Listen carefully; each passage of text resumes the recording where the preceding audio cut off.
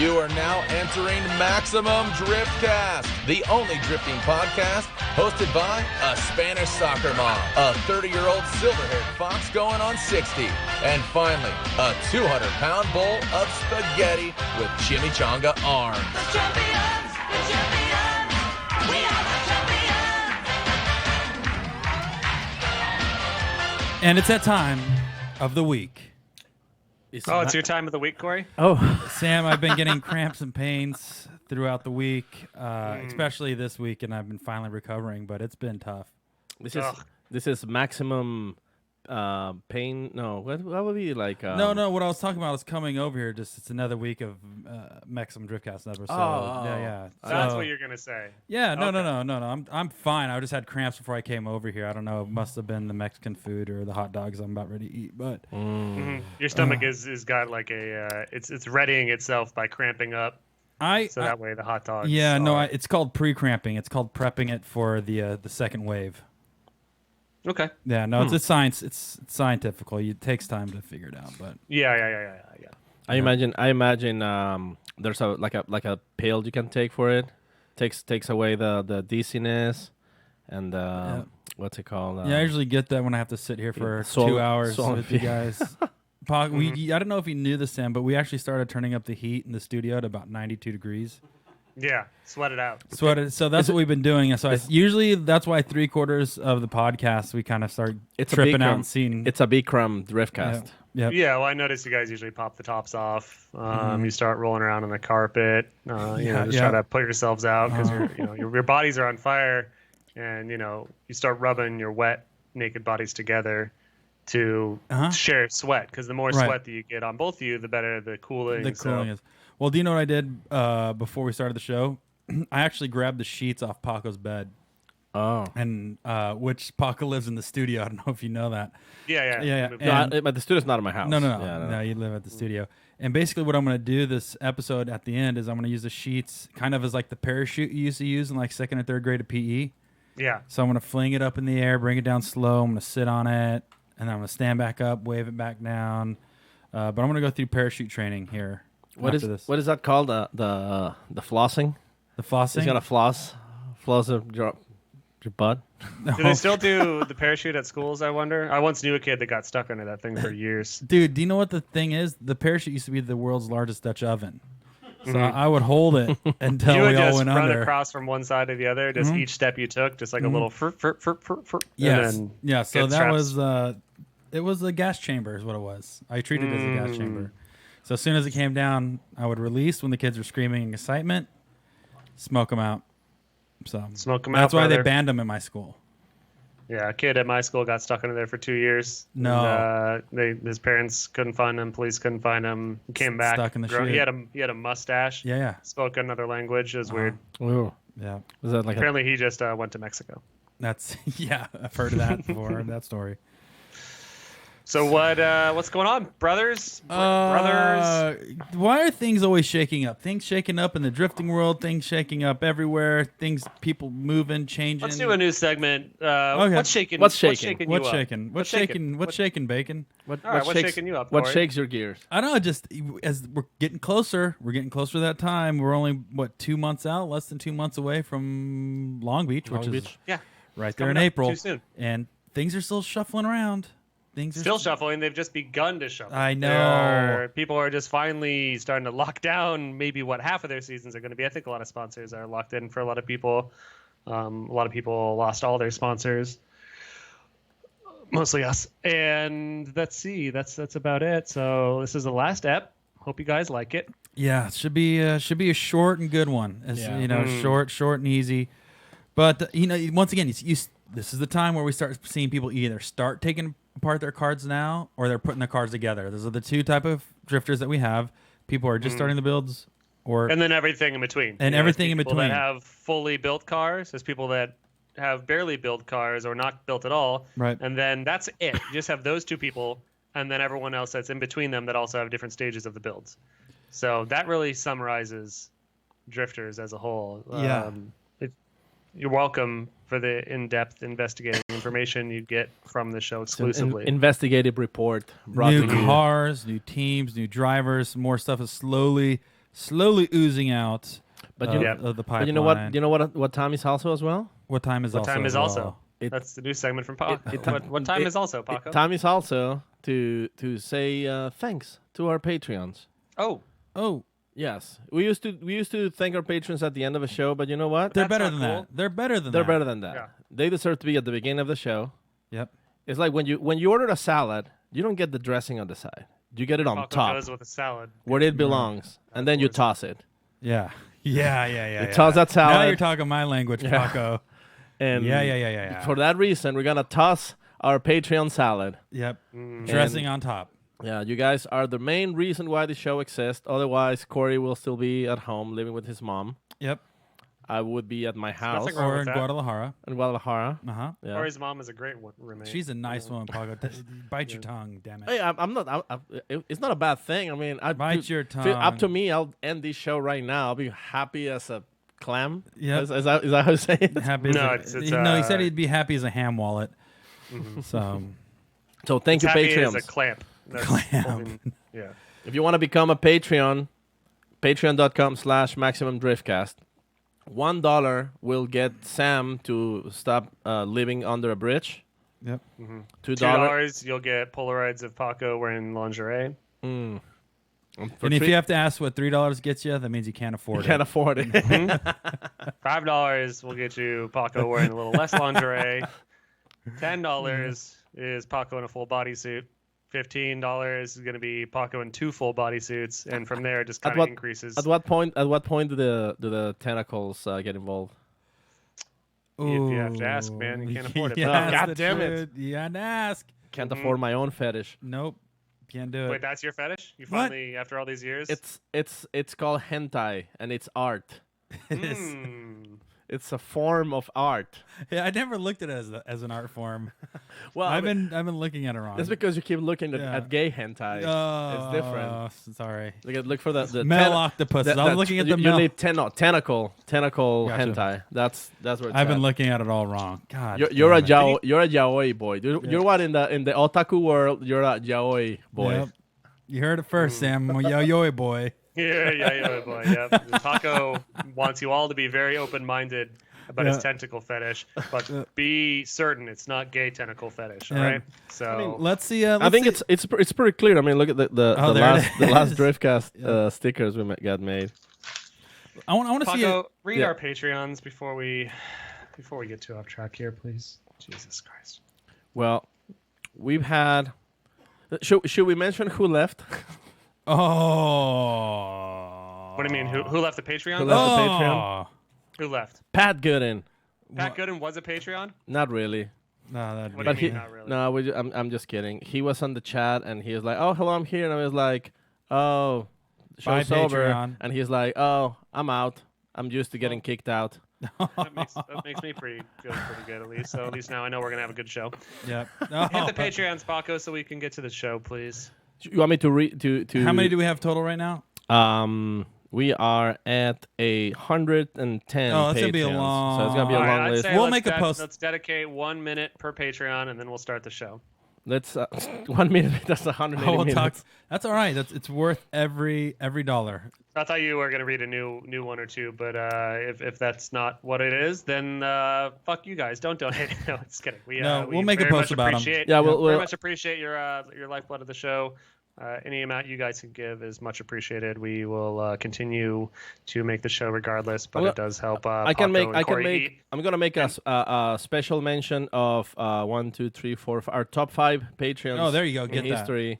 There you M Journey, My guy, M Journey's the man. Daniel Castrillo, Daniel Castillo, my man too. Tyler Hutchinson, Yep, he's an astronaut. Scan Gauge. Scan Gauge. Scan Gauge. They've been long time listener, long time patron. Early supporter of the Drift Of the- Idiot. of the or Drift What would you Idiot guys guess stuff. Scan Gauge does? What's Scan Gauge? I'll tell you exactly what they do. They make OBD sensors for your car that you I was plug hoping in you'd and come up with some will elaborate. read check engine codes. And gauges and stuff. All Yeah. right. And then, Also- among many other things, they'll tell you real time fuel economy and stuff like that as well. But very Thank- good, Sam. You're very knowledgeable. Scan Thanks, Gauge. Scan Gauge. And Nate and- Spinks. Nate Spinks, good guy, great guy. And I'm gonna make a 6th one. Okay, Keith Johnson. Keith Johnson, what a Big K. legend. Top six patrons. Thank you guys. Yep. Also, don't forget that if you're watching live, you can go into YouTube, do super chat. That will guarantee that your question gets answered. I'm gonna sneeze. Ooh. Oh my God, Sam! Okay, You're ruining the Sam's show. dead. You already ruined the show. So yeah, it'll guarantee your question gets answered because if you have a question, and you can put it on the Instagram, of course, or ask it in real time on Facebook or YouTube, but there's usually hundreds and thousands, and we can't get to them all. So if you want to guarantee it, throw us a bone, guy. All right, or you don't have to, or you can just be like Mateen, who gave us our first super chat of the show, and he just says, "Dylan Hughes is my hero." I don't understand how it's relevant to the show in any way, but yeah, I don't know who that guy is. Thank you for that. Dylan Hughes is not someone that I would choose to have on the show. Yeah. He's a character of what I would say are many poor qualities, from the way that he does his hair to, I would say, his overall attitude towards me. Yeah, he doesn't like you very sport, much. Oh, towards or the me. sport of drifting. No. As a whole, the way he treats men. Yeah, he's the way he treats women. I've seen him treat some men pretty bad. He's pretty sexist when it comes to communicating with men. I'm just like, why are you catcalling at all these guys who walk by? You can't do that, Dylan. He's like, oh, guy, look at those strong gams, and I'm like, hey, come on, man. I'm just trying to help you make this video. Let's just do this video. He's like, let me get a taste of those gams. Have you seen those guys' yams? And I'm like, the guy's not carrying potatoes. Come on, Dylan. Come on. But, you can't be calling guys like that anymore. Not in today's society. We appreciate your super chat, but not going to happen, my dude. Anyways, we're doing any guests today, boys? I think we have somebody on the line. Let's see, Brian, bring in somebody into somebody on the line? Into the yeah, we need somebody to really intervene. Into the Hopefully internet. This is a heavy hitter. I hope this guy really likes Sam. If we could just get someone who can give us like a veteran's perspective on Pro 1, someone that's been there for a while, let us know what the season's time. Yeah. Let us know what the season's going to be about. Let us know, if we're going to get old timer, like someone like we should get a veteran in here. If we get someone cool. Ken Juicy. Ken Juicy. Someone cool. Von Rippin Jr. Chris Force Nerds. Or we should get Von's baby. Von's baby Jr. That would be a great interview. Almost all grown up. Would that be like Junior? Yeah. Double Junior? Who else would be another? Give me some Kumo Kubos. Give me some Chorifos. You can polish your Japanese. No. Corey's like fluent in Japanese. Oh, for sure. Oh, is that you, Sam? Sam, what do you? Somebody's popping. Who is that? He froze. Okay, so let me update you guys for your audio only listeners. A bunch of children just came on and did a Fortnite dance, and then I think they're listening to Migos, and then they disappeared rapidly. Shoreline Mafia, yeah. Okay, that's what oh my God, he's still here. Oh, crap. What up? Who is this? Darren is I. Boy. Brian, so we Dylan, wanted first of all, somebody we like to seasoned. Dylan, we like to be respectful of other nationalities, so just please say your name properly. Dylan Hughes. Thank The you. H and G is silent. No more goofing on this show. We appreciate just taking it easy. Perfectly serious all the time. That's it. Yeah, we it. really restructured the show. We've been getting yelled at quite a bit, just saying the information is false and the humor's bad. So, which is funny because those are actual complaints that people have made about the show. I remember a couple of the good comments. Like even there, some of the 5-star iTunes comments are like, there's some good information in there, but these guys just fuck off too much and they make too many jokes. If I could just get a drifting podcast where people just like talk without making jokes, I'd be so pumped. So anyways, that's what we're going to do today. Dylan, so you are Pro 2 almost champion last year. You had one of the most reliable, best combos in drifting ever, an S13 with an LS. Dialed, maybe one of the best cars in Pro 2. Reliable, understood, it's perfect for you. You're going to Pro 1 now. And that is happening. You thought to yourself, let's fuck everything up and get a brand new chassis, brand new car. Yep. Yeah, let's screw with a formula.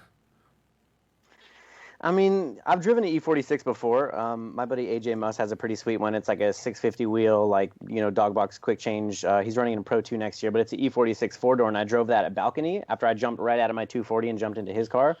I'm like, warmed it up, whatever, driving around, and just laid down a lap, and I was truly bummed. I was like, wow, I have to compete against this. I was like, that sucks. This car is sick. and it didn't have the right like toe settings. It's got like, if anybody knows the BMW chassis, basically it's really hard to get any toe in them. So the thing was like an 1/8 inch of toe out, and it was like a rocket ship. I couldn't believe it. So when this opportunity came up, I was like, absolutely. Shout out to AJ, by the way. Shout out to AJ. Yeah. No shout outs, Paco. Paco, sorry. what is That's a too much shout fun. out? Too late for that. Yeah, you're taking the No, show off that track, was, Paco. man, I was hoping that you'd be a little bit razzed, because when you first announced that, there is joking allowed, by the way. Yeah. New rules, jokes are back. Oh, thank God! Wow. I was just originally Holy thinking, like, yeah. oh, cool, Dylan. Like, what are you thinking?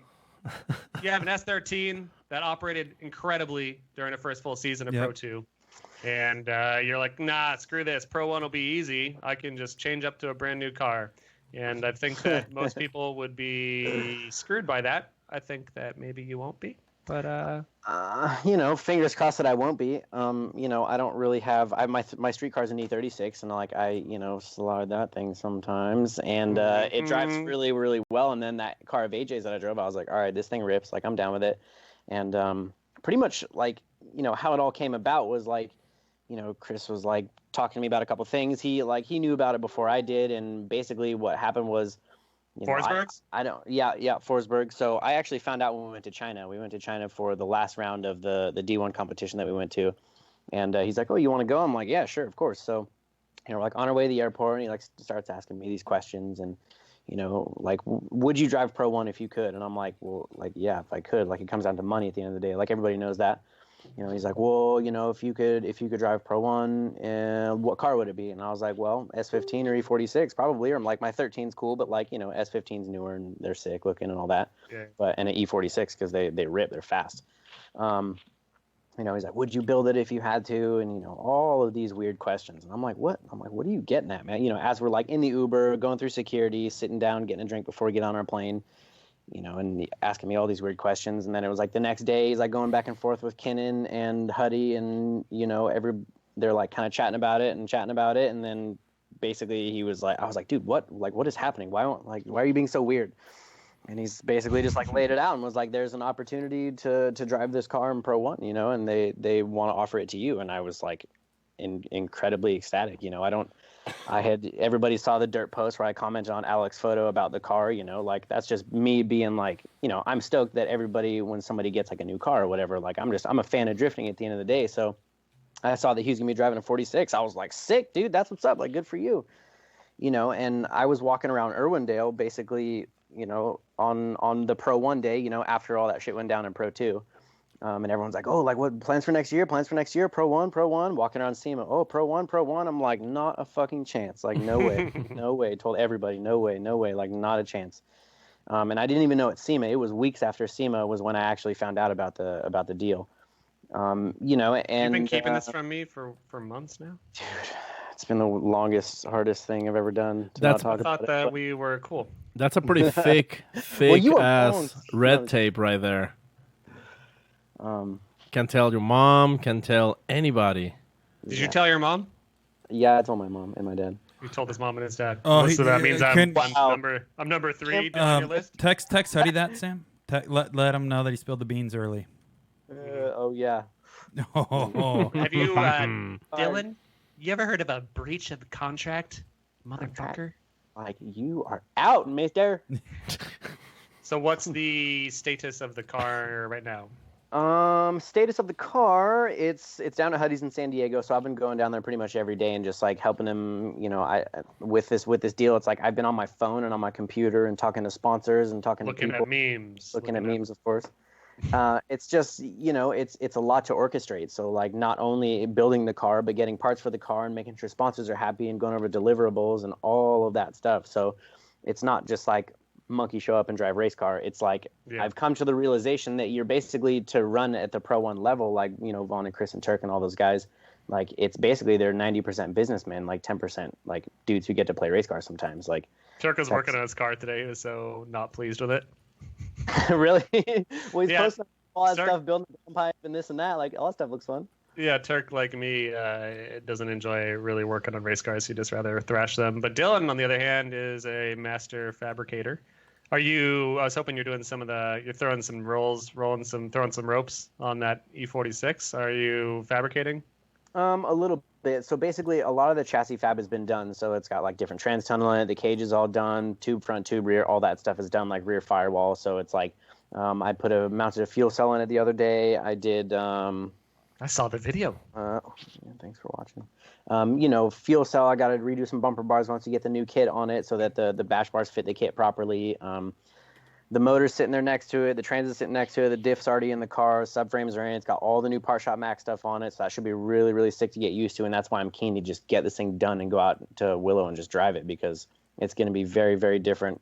Big tire, lots of grip, lots of power. So it's going to be just like, big level up from the Pro, my 500 wheel 240 that I was running this year. Yeah, I was wondering what you're going to do with that to make it a Pro 1 car. And you weren't talking about it, so I should have known that you were being a little sneak. Yeah, well, sneaky fella. No, I mean, and that my 240 is an amazing car. Like, I think that it would be totally ready to go if I was just able to bolt like a $30,000 motor in it. That's it. That's what it comes down. It needed like another 300. You know what I mean? So it's like that. Essentially, the trans is good for it. Diff is good for it. All the Wise Fabs, the stuff that I had on it, and switching that over to Part Shop Max now, and yeah, I mean, that was kind of it. But now I just get to play with it and just have it as like a fun car and like jam with it, which should be sick. Everyone needs a practice/play car. So absolutely, yeah, and that one's set up pretty well, so it should be very good practice to be able to stay comfortable in it and all that. So then, what's your plans with like transport and stuff like that? Are you guys going to be doing your own thing, or what's kind of like the logistics side of it? The logistics side of it, basically, Huddy's got that toter, right. So we're going to be putting it in that thing. I might end up driving it to a couple of the rounds to try and save Huddy some time, and I'm totally fine with that. I don't mind driving or whatever. So yeah, it's going to be going in the big rig, and I don't think the Ferrari car is coming this year, but I'm not really sure. So yeah, it might just be one car in there. But I chatted with Dean Carney yesterday, and he was like, "Oh, you need transportation?" And I was like, "I don't think so, but maybe. I don't know." You don't trust Dean?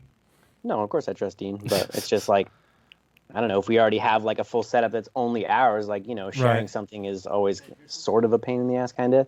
So it's like, if we can just have our own setup, all of our own shit, all of our spares where we want it to be, then it's like, I'd way rather do that. I wouldn't trust Dean. Have you ever heard the line, "Never trust an Irishman with a toter"?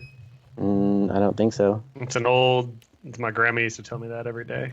I've heard Dean say 3582R. Oh, that's his turbo. That turbo stokes me out. choice. That stokes me out every time. GTR 8532. ZR1. So, Corey, what was? What's Sam? Paco, who is adjusting their voice? Well, first of all, I think the question that everybody wants to know, like, there's big controversy over the internet. There's gonna be like this is what everybody's gonna be talking about. Yeah. Who's gonna be your spotter now? Dude, I don't know. I honestly don't know. Forsberg's over it. Forsberg's doing pro. Necessarily over it. That's a joke. He can't. Like, I know. If we just like spot for each other, but we're both inside the car, so he's just like, you know how you have like your halo seat with like your head attachments, so you can't really look that far. So it's like, I picture like sitting on the line in Texas, and you like do the first half of the track, and then you just like can't see any farther. You're like, well, the first half of the lap was sick, but whatever. I don't know. What if you're battling him and he's in front of you and he's just telling you on the microphone, "Come on, get closer. Get closer. I'm gonna brake, okay? So get close to that point." Yeah, I still don't know who's going to spot for me. I don't know. Obviously, Forsberg would be cool, but, that's not an option. I don't know. I honestly don't know yet. No, but I think... How much money is in it? How much do you pay a spotter? $1,000 a spot? Couple grand. Well, he's big time now. Yeah, I don't know. I hopefully nothing, but I don't know. Who was laughing at that? I know. That was balls. I don't know. Maybe it's just about finding somebody who's good at like chassis setup, and I mean, I'll be in the car obviously, so it's like I can kind of feel it and try and relay the message, but it's always good, like when I was working with Chris, it was good to be able to like shoot ideas and information back to each other, and it's just like, oh, well, it feels like this. Like, okay, here's a couple different ways to remedy that, whether it be a shock change, a sway bar change, or whatever it may be. Chris was really, really good at that. So, I want somebody who's car savvy, and, but that's tough to find, I think one thing that we should talk about, since Paco brought up the whole controversy side, you're in a pretty unique situation. I don't think it's many situations that people have been in. How's that been? You having a driver announce that, and then you kind of take that. How's it been perceived on your end? Has it even noticed or? Honestly, like I looked at Formula D posted up my little release video. Yep. And I got nothing but love on my page. I think I deleted like one comment maybe that I was just like looking through, and I was like, this dude's pissing me off. I was like, get out of here. But like basically it was like 170 comments of just nothing but love on my page, which was super rad. I was expecting a little bit more hate, to be honest with you, but there was a little bit of it on the FD page. But like, people that are going on there hating it is just because I think that they have like a personal relationship with, Honda, or they don't like Huddy for whatever reason. Or, to be honest with you, Huddy's been taking most of it, but, nobody really understands what's actually happening, and nobody understands why these decisions were made. So, I'm here to kind of clarify that up a little bit. Thing. Absolutely. No, I think, the big thing about this is obviously we see a lot of the comments and things popping up on the internet, and obviously we have a great relationship with you as well. So it's like, obviously we see a lot more talk about Huddy coming up, because people are saying, Huddy's the only team that's ever gone through 3 drivers in 3 years, that there's no consistency with drivers. Why is Huddy doing this? Are they burning people? Are they hurting people? And obviously we have a guest on the show talking about that as well. So, we get it quite a bit too, because it in some people's eyes, once again, people may not be knowing, but they don't see the inner workings or why or what the story is. So maybe you can kind of give an idea or insight on what the strategy is, or what you think. Are you going to be there long term? What's your projection long term? And so it's like, that's the thing, is a lot of people I think got upset too, because they don't want to see you get in this situation where it's like, Dylan's going to get the 1 year in and Dylan's out. We saw a lot of that too. It's like, we hope that's not the case. We hope, somebody can create longevity out of it, because it seems like 3 other people have not created that longevity. But just if you could unravel that a little bit, and kind of like the short term, long term, how you've been treated, all that stuff. Yeah. So, anybody who wants to hate on me for making the decision that I made, obviously, to go to Huddy, like, that's fine, whatever. Like, I get it. Huddy going through 3 drivers in 3 seasons isn't necessarily, it's probably not a good thing, but, which for the record, before you continue, I don't think nobody's hating on you, by the way. Like, actually, everybody's like being supportive and like more like, we're worried about him. But I don't think nobody really is like trying to say anything bad about you. Yeah. All right. Well, that's cool. That's cool. Yeah. And I kind of got that too. But basically, I think Pat's year was Huddy's first year, if I remember right. So obviously there was lots of things to learn for Huddy. Everything's new. Everything's different. And basically where I'm going with that is maybe that the first 2 drivers weren't the perfect fit for it. You know what I mean? And that's not, I had nothing to do with, I don't know what happened with Honda. I don't know why the sponsor ended up wanting to go a different way, but they did. And that's not, basically my phone rang and I answered it. You know what I mean? Right. So I fully knew that Honda was going to drive that car, and and I wasn't like walking around SEMA like trying to swoop his deal or anything like that. Like, I got in with ITW last year. I started running Advanced Auto Parts on my door all through the Pro 2 year. So I already had a relationship with them, and being a part of Blackout with Chris and Ryan was like one of the biggest things. So like I said, I don't know what happened with Honda. Nobody will, I ask, Chris and Ken, and nobody will tell me anything, and I'm fine with that. So it's not really any of my business. You know what I mean? So yeah, unfortunately, it's just the way that things happen. You know what I mean? The sponsors wanted to go a different way, and that's what happened. It kind of made more sense to have me on the car, and me being a mechanic fabricator and very, very particular on how I like race cars put together. It shows when you know how to put a car together, it lasts, and having a car that lasts is one of the most important things you could possibly do, right? I think we can contribute some of our last year's success to having a reliable car. No, it didn't make the most power. No, It wasn't the best in every way, but it always worked. You know what I mean? Yeah, which is huge. Which is huge. You can't show up to Pro 1 without a car. You're just a dude standing there. The car is everything. You know what I mean? That is some deep words of wisdom, Dylan. Well, I was that guy standing there. Am I wrong? I'm still You standing. can't show up to the race without the car. Yep. Step 1. You're nothing without the car. If your Step equipment 2, doesn't work, get you a are car. Yeah. Right. So yeah, I mean, that was my, because you're my little baby boy, as I mentioned on the show many times. When you've been on the show, off the show, I'm a little man. And I was like, oh boy, I hope this brand new race car that's being built one, I hope you have a hand in it because I know anything you touch isn't going to suck. And two, Right. it's like, man, I really hope that car doesn't suck because you are rising fast from, little baby boy from 3 years ago, and now you're just a little baby boy. Right. So it's like there's been Big quite difference. a quick rise from you in the FD ranks, and I don't want to see that come to a. Of course, there's going to be a tapering point at some point, Right. unless you become champion this year. We'll see, but. We shall see. Yeah, it's. I want to make sure that if anyone's mean to you, you tell me. Okay. I'm telling And- you, come and and rough little- them up a bit. And Daddy's gonna lay a whooping down. Oh, good old Daddy will lay a whooping I down. mean, A you good know, old can of with- Woodpass.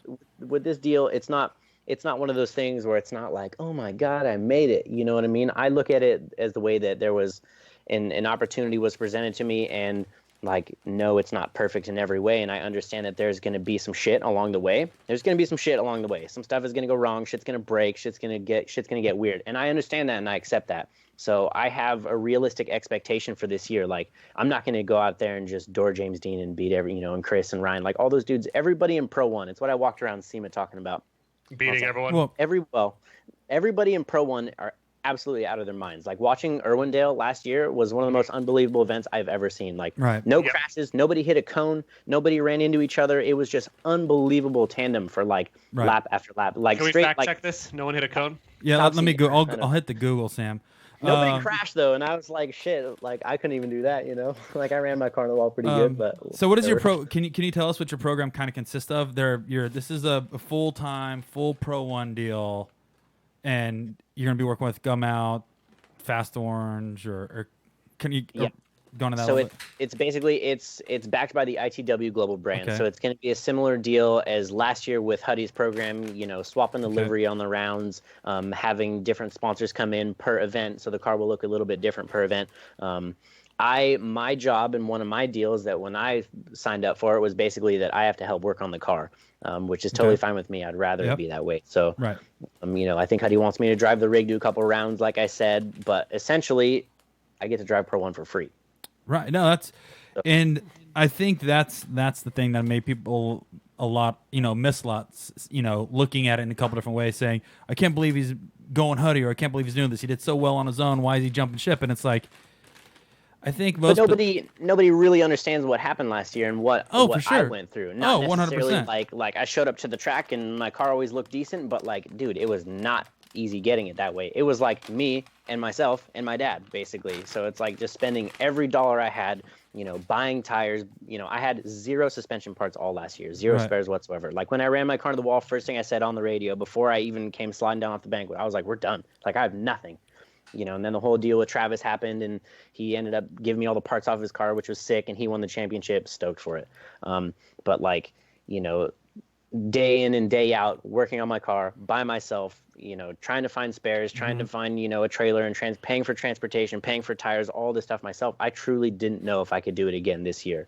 Right. Like, still trying to recover funds from driving Pro 2, which is it's half the rounds, you know what I mean? And everyone's Yeah. like, oh, you driving Pro 2 again since you're not going Pro 1? I'm like, boy, I hope so. It's Yeah. like stuff is just unbelievably expensive. And then this thing came along, so it's like almost a no-brainer. Like, I don't personally think that I'm actually ready for Pro 1, but I'm kind of I being was thrown thinking that too. into the. Thank you, Sam. Appreciate you. I was kind of thrown into the deep end, and like, it is what it is, and I have realistic expectations. Like, if I could do a couple of top 16s and get Rookie of the Year, like, fully pumped, and sponsors are all stoked on that too. So just coming into it with realistic expectations and just having fun and just seeing what we have to prove. The car should be very competitive. It should be very fast, and I'm just stoked to play with the big boys. Like, it's just, I don't see Pro 2 and Pro 1 like this. It's like Pro 2 and like Pro 1. What I mean? Yeah, there's a big Such gap a these big days. gap. Like, the drivers are absolutely unbelievable. So, like I said, couple top 16s, stoked. Yeah. So- Is that your point of what you will deem a successful season for you? Absolutely. If I get Rookie of the Year, like, happy, totally happy with That's all you need. shimmering glimpses good. of excellence in between, or maybe looking good sometimes. Like, cool, I'm down. As long as we can just, go out there and keep from running the wall every round, and I just, like I said, just realistic expectations is important.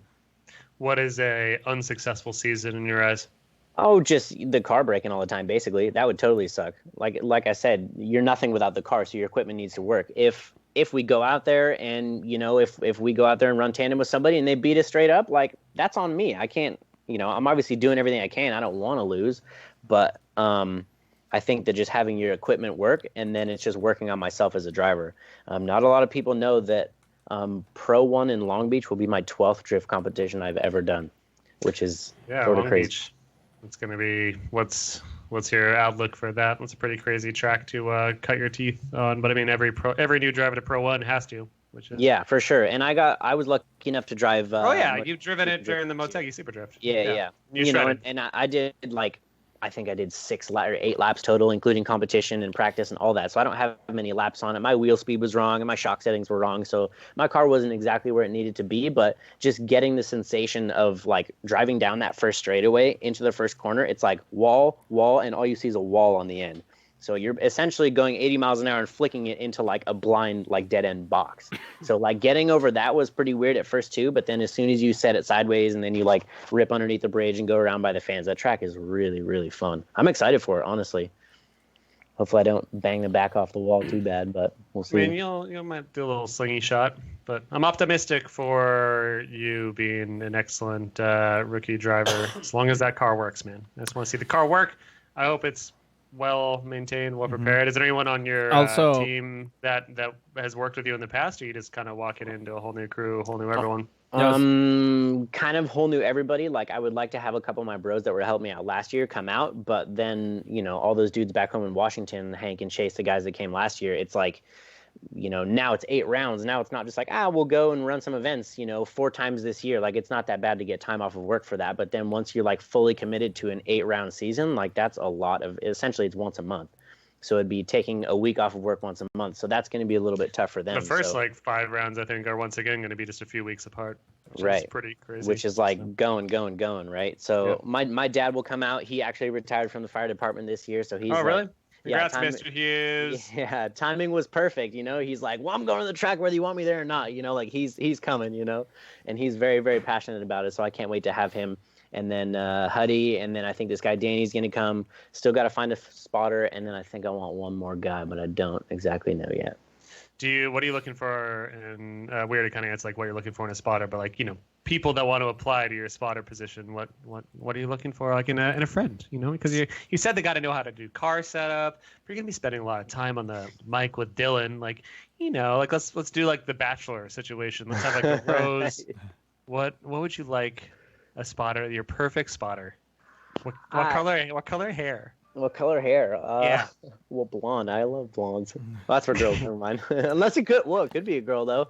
Probably just get like the most smoking hot spotter I could find, and then I just like. Well, Paco's actually, if Kristaps doesn't come back, he'll have a crew chief spot. I was gonna say, I mean, because obviously you're gonna be driving a BMW, right? And as many guys know, I mean, I'm pretty much owner of HEK Racing Team. No, you've heard. Yep. So it's actually PHGK right now. PGK. Yeah. PGK. Paco, Harris, and Kristaps. Yeah. So I mean, I can totally be your spotter, but you're gonna have to learn Espanol. Oh. Because I only spot in Espanol.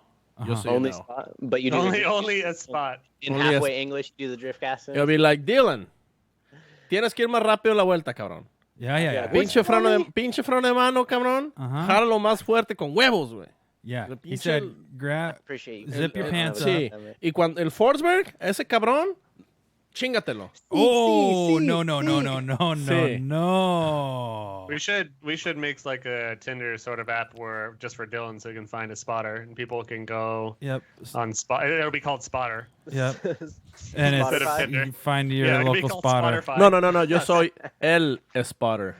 Oh, right. Because it's in Spanish now, right? El spotter. No, well, it should be called Spotterfy. And that way, Dylan, you submit your profile photo, your sign, you know, and a few quick words, usually about how you're witty and sarcastic. You could say that sarcasm is your religion or something like that, like most girls on Tinder.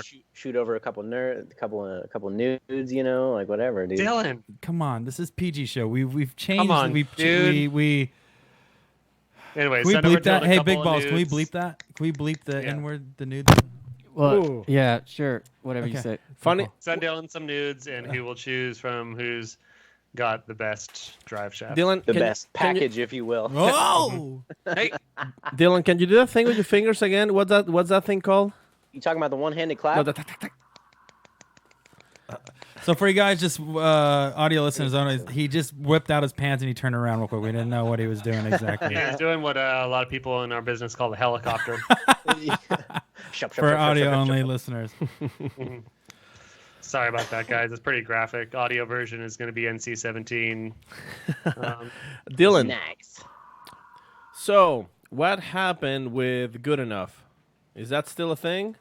Or was that just good enough? It was just good enough. Good enough was basically me and Chris were hanging out like every single day working on his comp car for the 2018 season, right? So we were hanging out at Kennan's shop. We were jumping around from race service. We were working at Chris's house sometimes. So we were just like bouncing around, and it was kind of me and Chris, and we were like hanging out every single day. And I was like staying at his house at that time. So we were like, oh, we're always doing hilarious shit. We might as well start filming it. So we did, and we got a lot of really, really positive feedback from it. Basically, race season happened, and then we weren't like working on the car together every single day. So it kind of just like faded away. But hopefully we have some plans to change. Yeah, the that. reason I'm I would asking love is to because the blogging format obviously seems very popular in YouTube, but most of the people who are vlogging, they're either amateur or like They have a ton of time on their hands. yeah, exactly. So the fact that like a professional team was like doing this vlogging thing, it made it very attractive because I guess like there's something about the vlogging format which makes it very relatable. It's like you get to see you guys like just hanging out and like doing shit and like, oh, these guys are just normal people too, like us. Oh, they have legs and they Yeah, walk. they have legs and and a dingus. Yep. So I don't know. I mean, I thought it was a very good idea, and I don't know. I would like to see more. And I just think like the audience would like to see more of that, especially yeah. from a Dylan did professional mention also aspect. the fact that it takes a shit ton of time. Takes a And- shit ton of time. when you're doing a actual race program that is your priority, as it should Delegate. be. Spending 4 hours a day doing video stuff isn't ideal. Well, It's not, and every time Paco, you film why don't you do a something- daily blog? he Yeah. tried. Don't you remember? Not daily. No, but I never did a blog. Yeah, Not weekly, blog, really. once or twice You're the a one who week. did a blog. I did a day. I did one daily blog. Yeah. I don't know. It's just time consuming, and you have to be, first off in a space where you're comfortable enough to do it. Like, I don't know. It's like where we were working, we were both just like vibing off each other really well. We're just knocking work out. We're getting stuff done. Everything's cool. And I find myself I find that it's way more entertaining when you can have somebody that you can just basically talk shit to. So it was just like I would hold the camera, do like a little quick what's up. Chris would grab the camera, he'd hold the camera while I was doing this, and we could just go back and forth and back and forth. And I think having like a team style vlog like that was like made it so much more entertaining, because I've done it by myself and I go back and watch the video of just myself like I'm putting this on my car, and it's not nearly as fun because I can't just be like, oh, hey Dylan, you're an idiot. You can't just like make fun of your, it's like me and Chris could just talk shit, and you can't really do that by yourself. So that's why I really loved it. Blows my mind with like some of the most popular vloggers in automotive and otherwise are just like that, really dry talking to the camera for 15 minutes. Like I'm gonna get this exhaust today because This exhaust it's is metal. I got it off the internet. But dude, it's what people want to see. Like the guys that are doing it, like the obvious bros, TJ Hunt, Adam LZ, those guys, like those dudes are so killing it. Like it is. I know, but unbelievable. why? Like, I don't get it.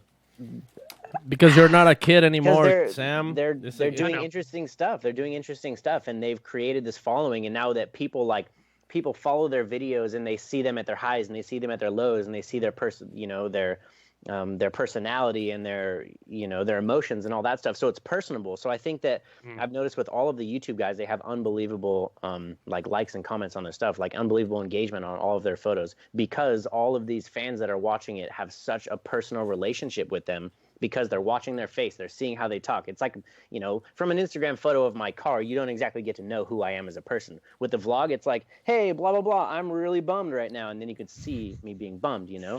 So I think that the engagement through that style that's where it comes from. But Maybe I just haven't watched the right episodes, because it's like when we talked to Adam on the show and he was an awesome guest and super nice guy. But it's like then I watched a couple of episodes to just try to do some research on him before. And it's like I understand the production value of it, or at least the essence of what makes it interesting and watchable. But it's like, man, this is not for me, because I just can't sit through like 15 minutes of just someone talking at a camera. And I don't know. Yeah. But that's, again, it's not for me. I guess it's a different generation thing. I don't think there's a lot of 32-year-old dudes in that audience. Maybe there are. I could be wrong, but. Yeah, I see where you're coming from on that. I see where you're coming from.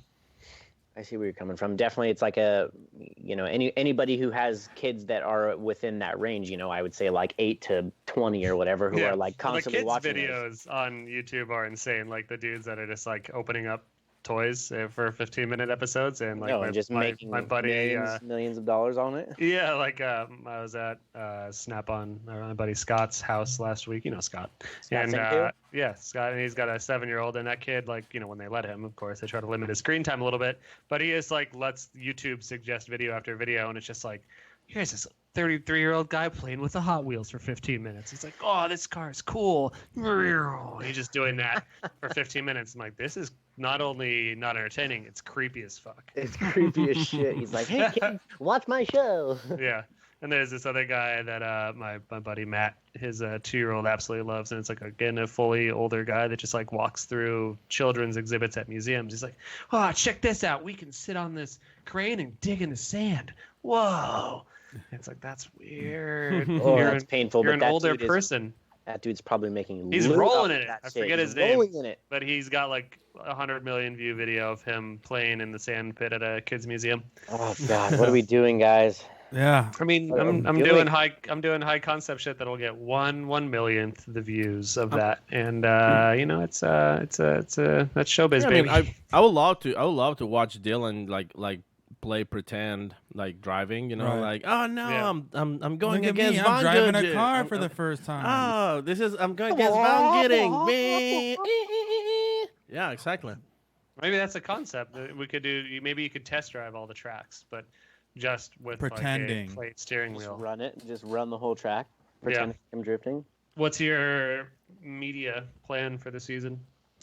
So we have a couple different things that we have to do. With Kenan and some deliverables that we got to work on. We got to do some stuff with BC Racing, so we're going to be doing like some shock tiffs and some stuff like that. Doing more like, what was that thing that Chris is doing, like some clip checks and, car checks and, all that type of stuff. So hopefully we'll have a really big media presence this year, which obviously everybody knows is basically more important than anything. So we're going to kind of try and focus on that a bit, since we probably won't be getting on the podium, but fingers crossed we will. I'm really, really hoping so, but we'll see. I heard if you drive good. Yeah, I have good hopes for you. I mean, I know you're a humble dude, but I think you're just you're selling yourself short. You have fucking crazy potential. I definitely we all know what your car is, like your S13 is a very basic. So I think with like a crazy build vehicle, you can definitely put a dent on the pro rooster. I want to see you wad it up into Forsberg. That'd be sick. Oh, that'd be sick. Can you imagine how bummed you would be? Oh my God! Like, here's this dude that helped nurture me through, through my adult life, essentially, in the drift sport. Anyways, here's a T-bone for you. Yeah. I'm like, how's your car now? Thanks a lot, dude. At least I could go and help him fix it. Honestly, like I know that car in and out, so it's like I could just be like, well, back to it. No, I'm so hopeful. Like having this car and actually rolling with some power underneath the hood. It's got a big QV8 going in it and all the proper parts. It'll be on Motec and GSR trans and quick change, and it'll be on a pretty good tire, which I don't think I'm allowed to talk about yet.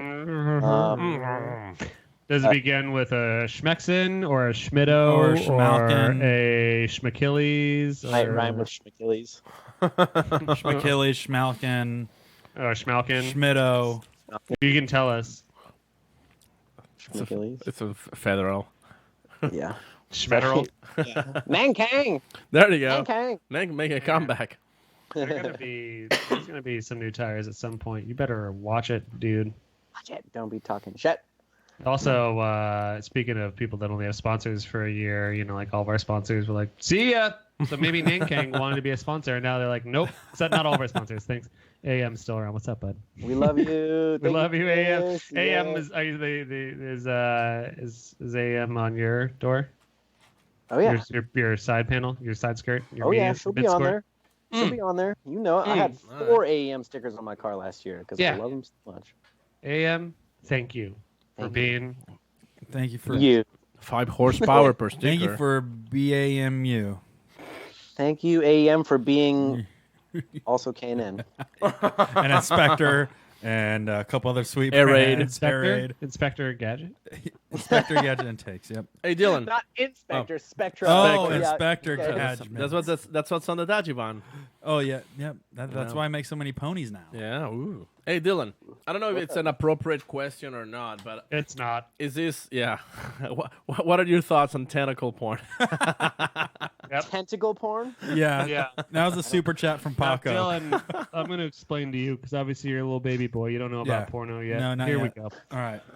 So when an octopus loves a woman very much, No, I don't like it. This is- And a human being woman.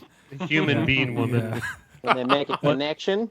what the octopus does is it embraces the woman. Yeah. Oh yeah. Keep going, Sam. And Paco is very fond of what this is. This embrace. yeah.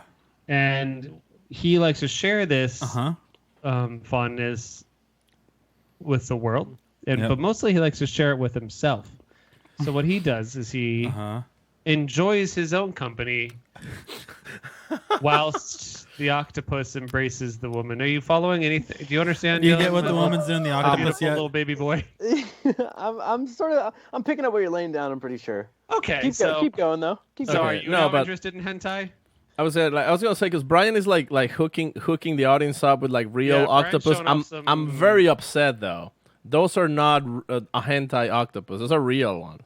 Yeah, no, like totally unacceptable. So no, but like, let's go back to the actual Okay, question. Yeah, that no, wasn't so- it? Yeah, That no, that was wasn't- sorry. yeah. That's not the actual question. I mean, obviously, that's not what I want to know. I'll talk to you later, Dylan.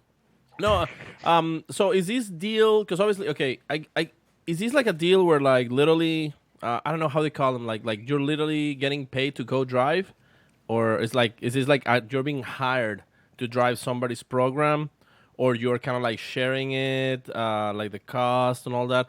I'm asking because I know like this seems like this is like one of the main goals for a driver, like literally just hired to drive somebody's car. You just show up, the car's ready, drive. That's the ideal dream. The ideal That's what we dream, all right? hope for one day. And that's what I guess we want the Formula Drift to go to eventually. Oh, for sure. Right? So is this kind of like, I mean, and you don't have to reveal any details, but is this kind of like what the deal with you, or? Basically, it's not quite an arrive and drive. Like, I'm, obviously, like I said, I'm helping work on the car.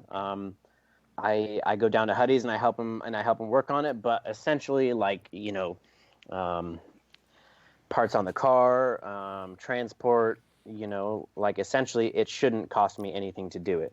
You know what I mean? If we run it right. So that's kind of the deal. Is basically for one season to not have to actually lose the money reason doing it. The reason I'm asking is because not too long ago, Brian and I were having a discussion about what really makes what does it take to be a professional driver, and when it's like, in my book, it's like you're a professional. Dylan would say a race car.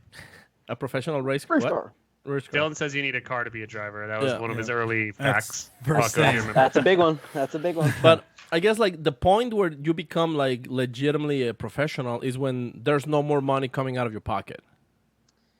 Yeah, essentially, I would say that it's your sole form of income, and it would be it's your job. You know what I mean? Like I don't have a full-time job. Even if you don't have, if it's not your main source of income, but much to the chagrin of your father and I, Dylan, might I add, we wish that you would show a little, dedication in your life and maybe get a job.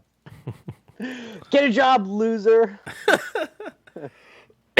But yeah, I mean, I guess like as long as it doesn't come out of your pocket, because I mean, if you're paying for it, it's like is your hobby. It's like this is something that I do and I'm paying for it. Even I love it, but it's still coming out of my pocket. But even if you don't live of it, as long as it doesn't come out of your pocket, it means you made it, right? I mean, you guys agree? I think so. I think that you should hopefully also be able to have it be your living. I don't know if that defines you as a professional driver, but well, you're a better paid professional driver, yeah.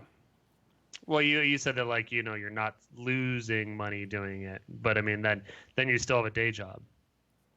Yeah, but for example, you can still be a professional. I think a professional driver, here's the thing: is you see the level of Pro 1. I think everybody in there at some point is a professional driver.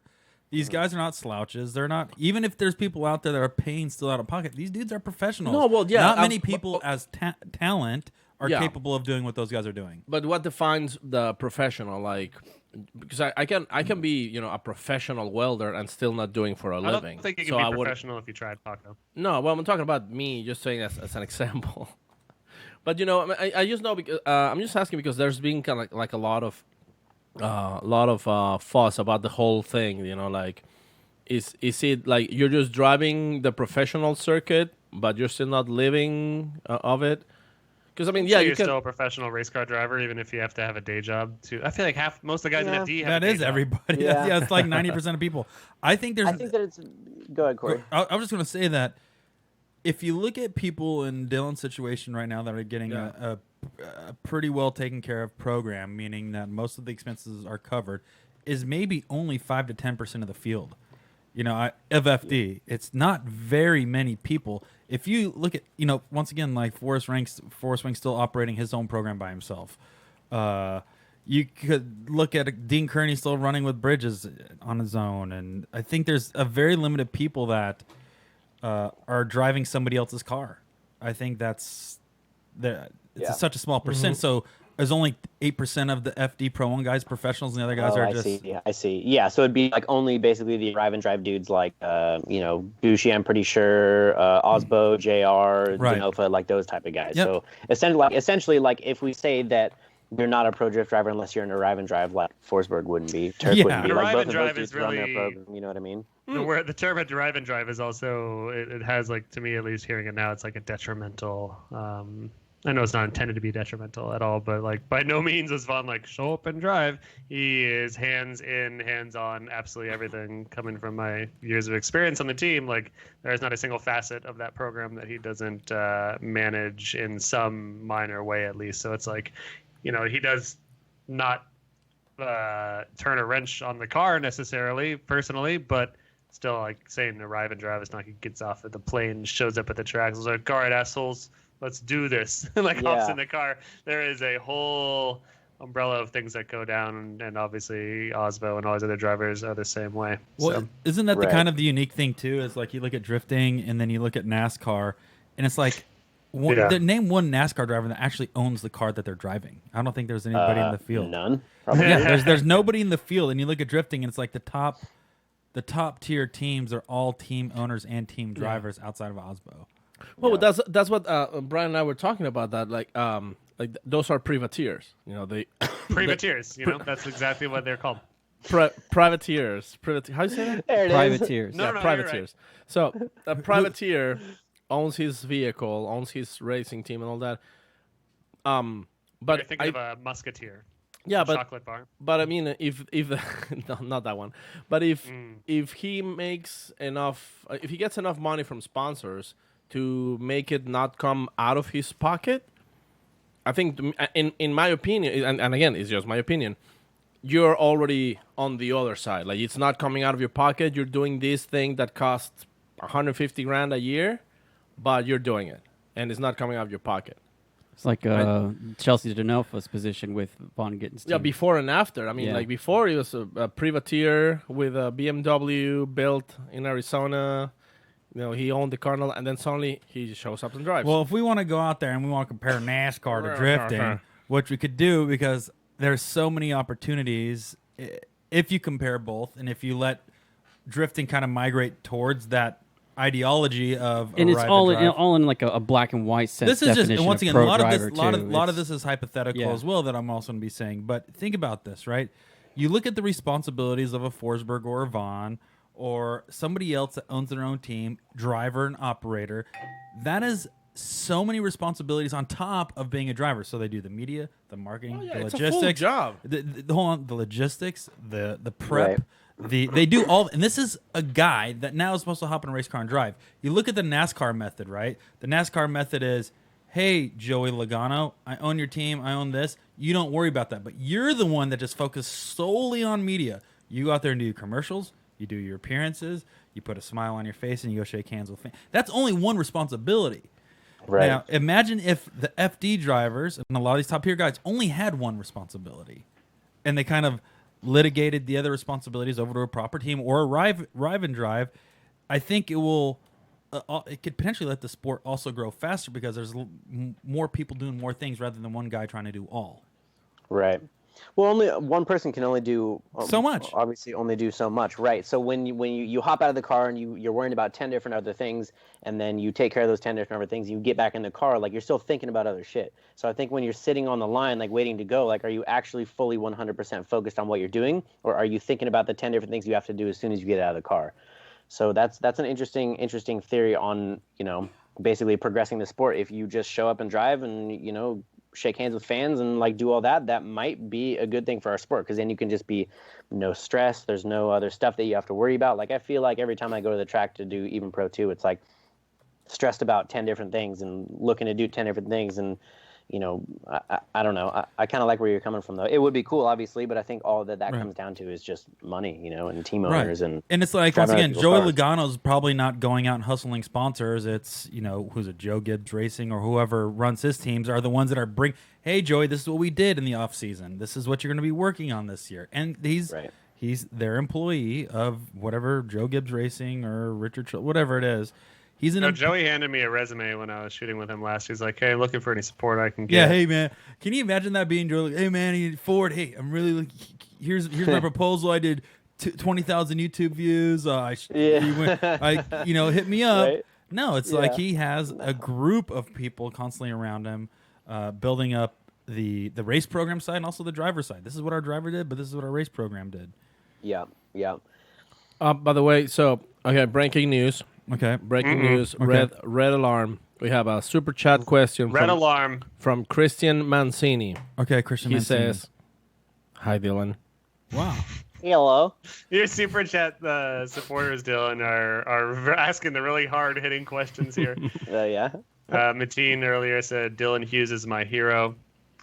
Oh, Mateen, I love that guy. Oh, there you go. Bro, we competed in Pro-Am back in the day. What's up, Mateen? So yeah, we really hard questions for you out there. We were being like, I was hoping for a bunch of like, who would want to fight? You or Al Conadale? Conadale probably. That's my answer. No one asked that. Have you seen how many muscles he has? Yeah, that's true. He does have muscles. I'm a little taller than him, but I mean, I would. Dylan can do a backflip. He can. I can do backflip. He can also slop squat pretty well. Can we say that? Is that okay to say? Slop squat. He's a pro slap squatter. I mean, he's built. His Dylan? body is built for it. Dude, for sure. I got you. I'm chilling. Are you wearing a tracksuit? Check this out. Watch this. You can't tell because he's on the bed, but his butt's not touching the ground now. He's so petite. Man. Dylan, is that a waterbed? No, I wish. I can hear it sloshing around. No, you can't. Yes, I can. Dylan. That's my bag of That's my bag of goldfish right here. Are you still eating those? I'm eating. Dylan is a pro driver now. So you could tell he bought a waterbed and a bag of goldfish. Now that he's pro, he's really living it up. Like my bed's just sitting on the floor. So you just signed a $1 million contract. What are you buying? Well, I'm getting a new 1989 waterbed. Well, I'm gonna put my bed right on the floor first off, fire up some goldfish, then go from there. Heck yeah. You what city are you in right now? Are you in? Where do you live? Elsinore. Lake Elsinore, California. What's that by? Is it the same house that we dropped off the Kia panels to you for? No, that was in San Clemente. So we're just on the other side of Ortega. It would be about 45 minutes inland from there. And the reason for coming out here is because it's really cheap, and I'm a pro. So you're a pro. You gotta spend no money on anything other than race car stuff. Other than racing. There's it's all about. There's on the comments on Facebook. Spencer Richards. Oh, sorry. I thought you were gonna do super chat. No. There's one on Facebook messages. Username Justin Pollack. Saying, I know that guy. Oh, we've heard about him. Yeah. So he's there's two sides of the sword to driving for a team. There's less stress, but you're also replaceable. As a team owner, there's more stress, but you're not replaceable. That is brilliant. That's like brilliant. JTP really being on both sides. Knowledge. JTP was on both sides. By JTP, I mean, exactly. He's been on both sides. He owns his team now. Yep. So now he knows. And he was exclusively with Falcon before. Mm-hmm. The cool part about owning your own team is that you can do everything how you feel that you want it to be done. You know, Right. say if me and Huddy disagree on something, like at the end of the day, he owns the team, he owns the car. It's going to be his call, right? So I can, fight him the whole way and whatever. But at the end of the day, what he essentially wants goes. You know what I mean? So I totally understand what Justin's getting at. When it's your own team, it's like, this is what I feel like. I want my car to look like this, or I want this sponsor. Like, now do that whatever you want. now that you're big dog, Dylan, once you get your first team orders to take out Turek and Long Beach, so Forsberg can win, I think you'll get the first taste of being a driver. You know the number one rule for Long Beach, right? First What's time that? at Long Beach, just let Jesus take the wheel. Yep. Yeah. Danny George did it. You did it? I didn't do it. You didn't do it? Oh, No. that's I would say why. the second rule of Long I let Beach Jesus is- take the wheel. Jesus. Yeah, and he put me in 33rd, so I didn't let him take it again. The second rule Yeah. of Long Beach is don't have a fuel line going through your fender. Yeah. Yeah. Too soon, Sam. Too soon. It's man. been- it's been I almost think a that year. our Hey, Sam, our that was good a- friend Federico No. would agree with this. Sam, that was a sick burn. I can't believe you dropped Oh, that. Corey. Oh, what? I didn't mean to say that. Very Yeah. classy. Porca miseria. Hey, how do I only see Sam. Can I see everybody else? Is that No.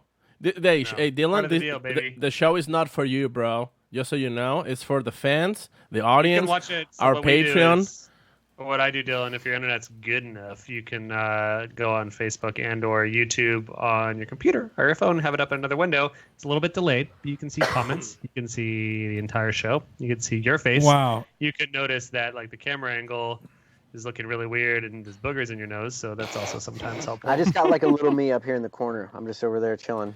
Yeah, little baby D. Wow. You know what? I'm not going to get into that because I'm like sort of tech-tarded. So I'm just, I'll just look at Sam. That's cool.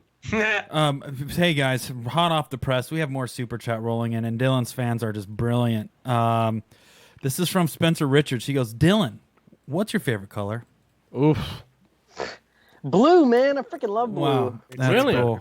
Why is your I car don't know gray why. though? What's up? Why was your car gray though? I don't know because That I it hits a blue. thought that it was it had some blue stuff on the back for NOS. We put that on there. Last year. Yeah, last year. And then the gray was just because I was just like dark colors. Like I like the dark colors, and then with like little accents of blue, here and there. Yeah. And then I went full ham on my BMW, which I'm sort of Very blue.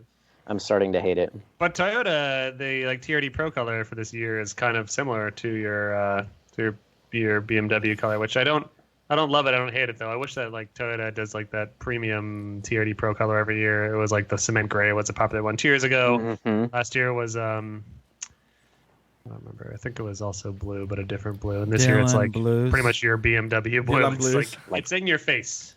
Pastel blue. Yeah. Pastel. I saw.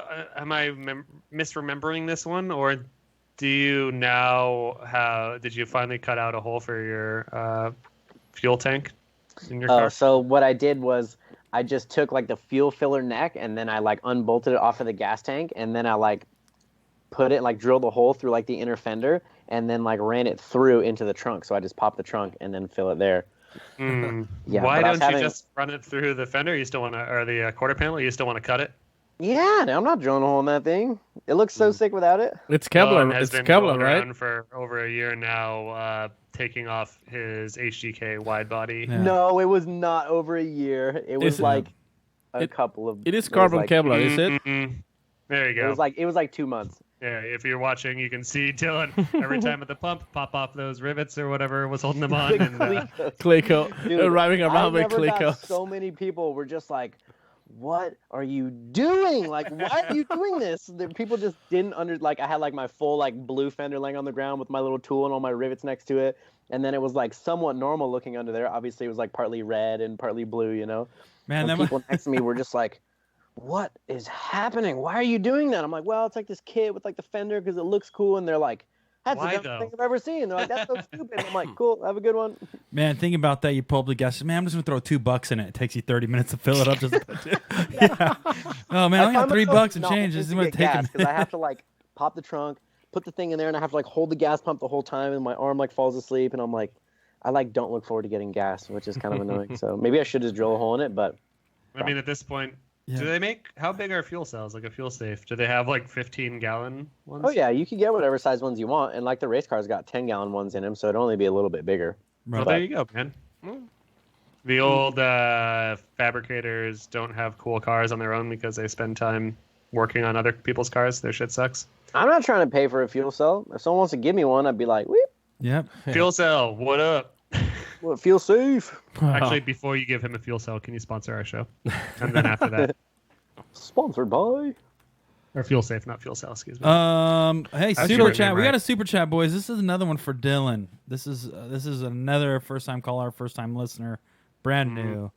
Logan Cole. Coleoli. The good Alright. old Logan Cole says, pros and cons on running your own Pro 2 program. Kind of like what we were just saying with Justin Pollock's comment was just like basically whatever I want goes, which is cool. I can get anybody that I want there. You know what I mean? Like Right. any one of my bros that are available to come.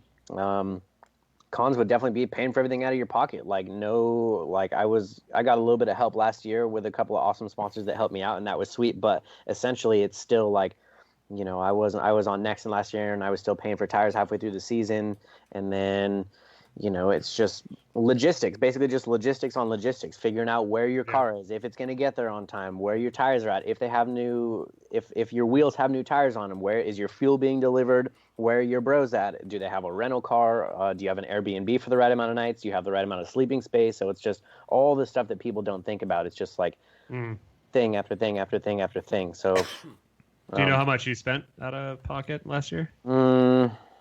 probably 15,000.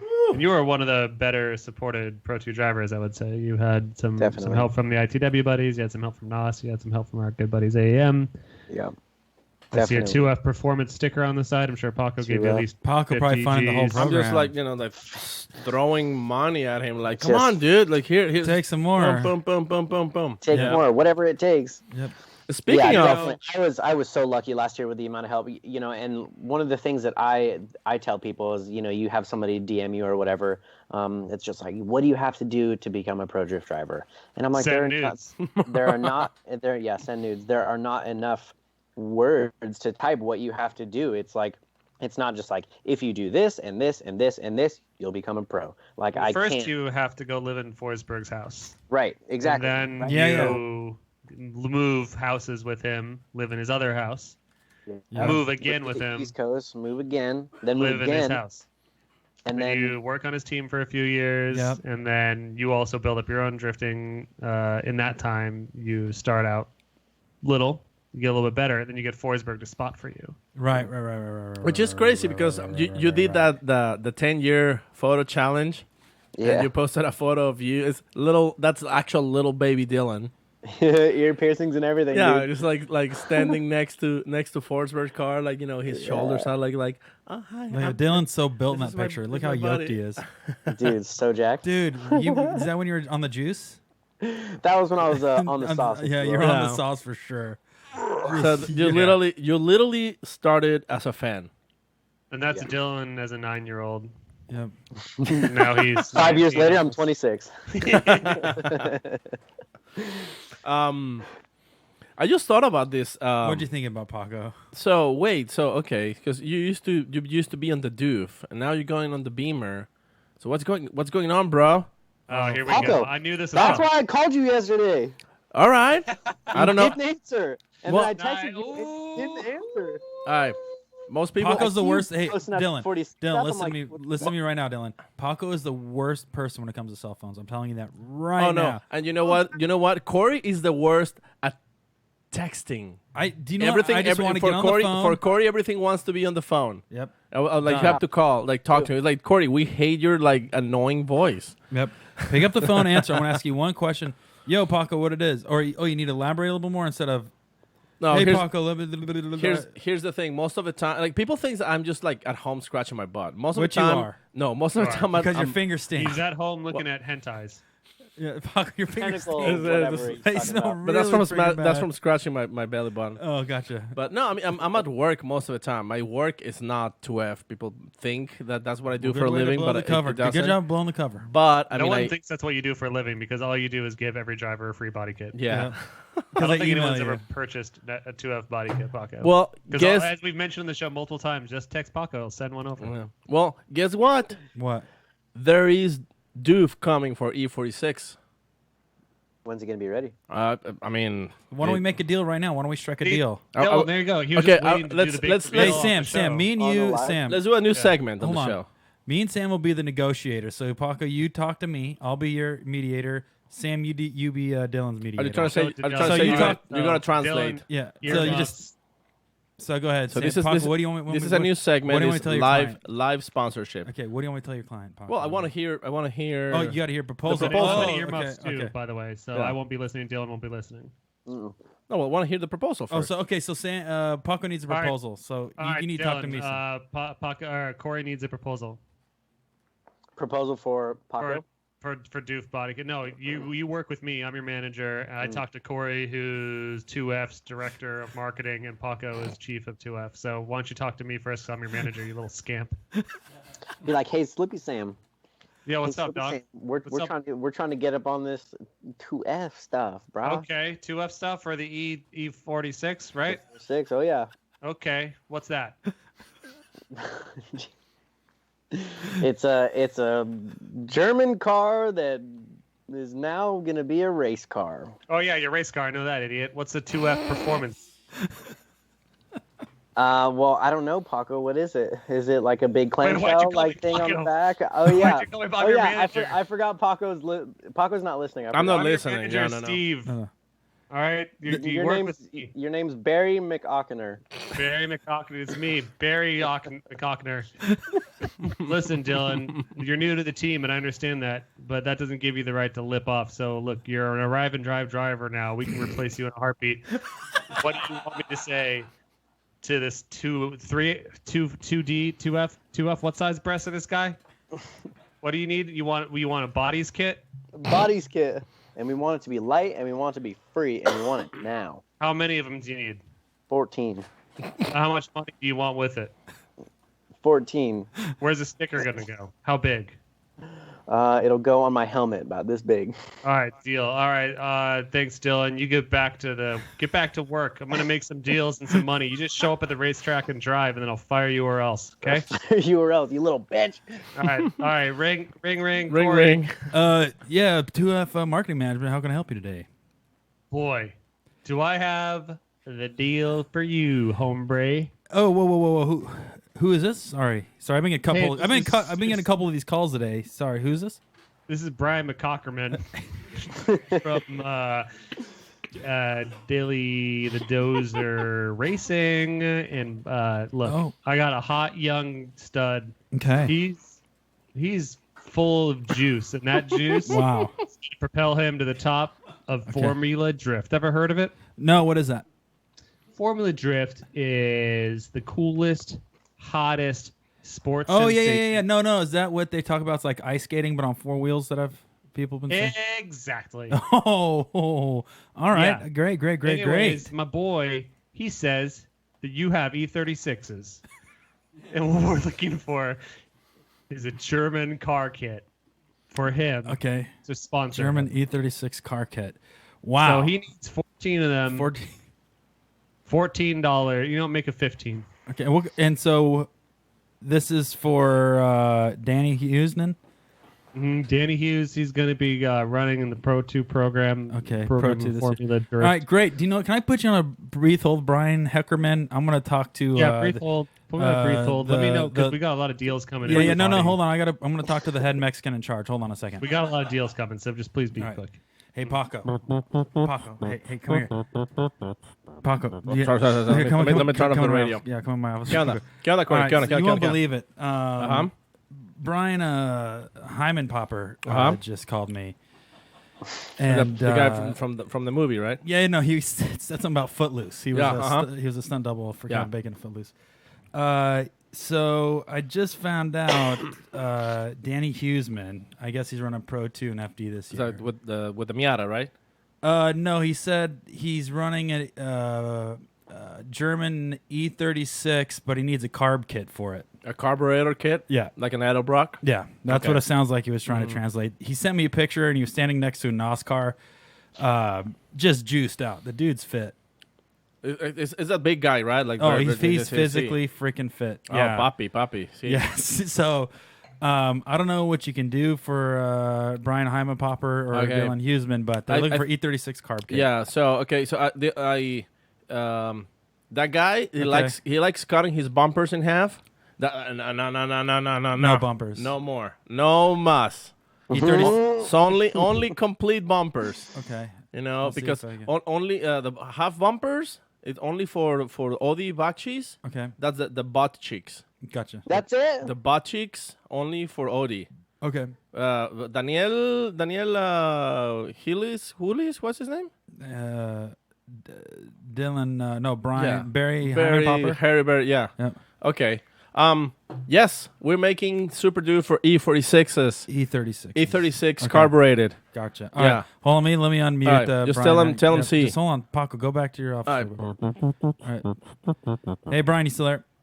Hey, baby. So you're in luck, but we do have some carb kits for the E36. I didn't get a quantity yet, but I'm sure we will give 14. 14 kits if needed. Okay. We're not interested. Thank you. All right. See ya. All right. Hey, Dylan. It's your boy. You there, bud? Oh yeah. So turns out that it's not going to work out with those jokers. They keep on making requests we can't fulfill. Let's find someone else. All right. That was easy. And that is scene. a classic. That is a skit. example of how That's what you call a sponsorship skit. That's what you call a skit. That is exactly how it is. And That that is- happened. Dude, January is fucking lit when it comes to like sponsorship deals and it's like that's every single day. All the time. Sponsors calling you every day. Dude, it's not only that, then you deal with the middleman, and half the time the middleman is like, you get a Sam representing you. Oh, dude, I'm so glad Sam is not your manager. What do you call? Ooh, this is going to be an awkward moment to announce. Dylan, do you want to do the honors? Sam's my manager. Hey! Fired. We don't need your stupid body kits or your stupid parts. Fuck you, anyone that wants to sponsor a team. We're getting all new sponsors. Dylan and I are going out raw dog style. RD. Yeah. Do you want to put a sticker on the car? Not today, pal. We're going. We sprayed in baby without oil. It wouldn't even stick. any sponsors this year. So instead of super doof, you're going super cool. Oh, Yeah, Dylan and I don't need money. Yeah. Okay. Dylan, Yeah. give middle fingers to all the sponsors out there. Fuck you, Dylan and I don't need your money. we don't need sponsors anymore. Suck it. Sam's in town. And Yeah, this Dylan. and this is Kids are gonna love how us. and this is how Maximum Driftcast ruined Dylan Hughes' No, I want to drifting see. career. I want to see Sam show up with like the gold or the black leather gloves with the fingers missing with the circle, like the circles. Just middle fingers, though. Yeah, just middle fingers cut out, so when you walk around, you're always flipping people off, and a bunch of gold chains. Super successful. Well, speaking of holding things with your hands and people giving you money, Right. Matt Hill on the super chat, Okay. he wants to ask Dylan, how many hot dogs could you hold in your hands? Wow. I'd say. Wait, both hands together like this, or I don't know. each hand? It's your technique. I'll bet I could probably hold. I'm gonna say 25. Wow. Probably 25 hot dogs. Was that? Are those I cocktail? think I would do it like this. That's how I would That's do it. a diamond. That's an old-fashioned diamond cutter. Yeah, what is the technique for the maximum amount of hot dogs? I don't think that this is as efficient. I You- feel like you- it would No. be this. Hey, would be- Dylan, do you have to use your mouth Hey, to Brian. stabilize the Yeah, that's a good I idea. don't think so. Yeah, you Show gotta use us your how mouth you- to balance Dylan, it.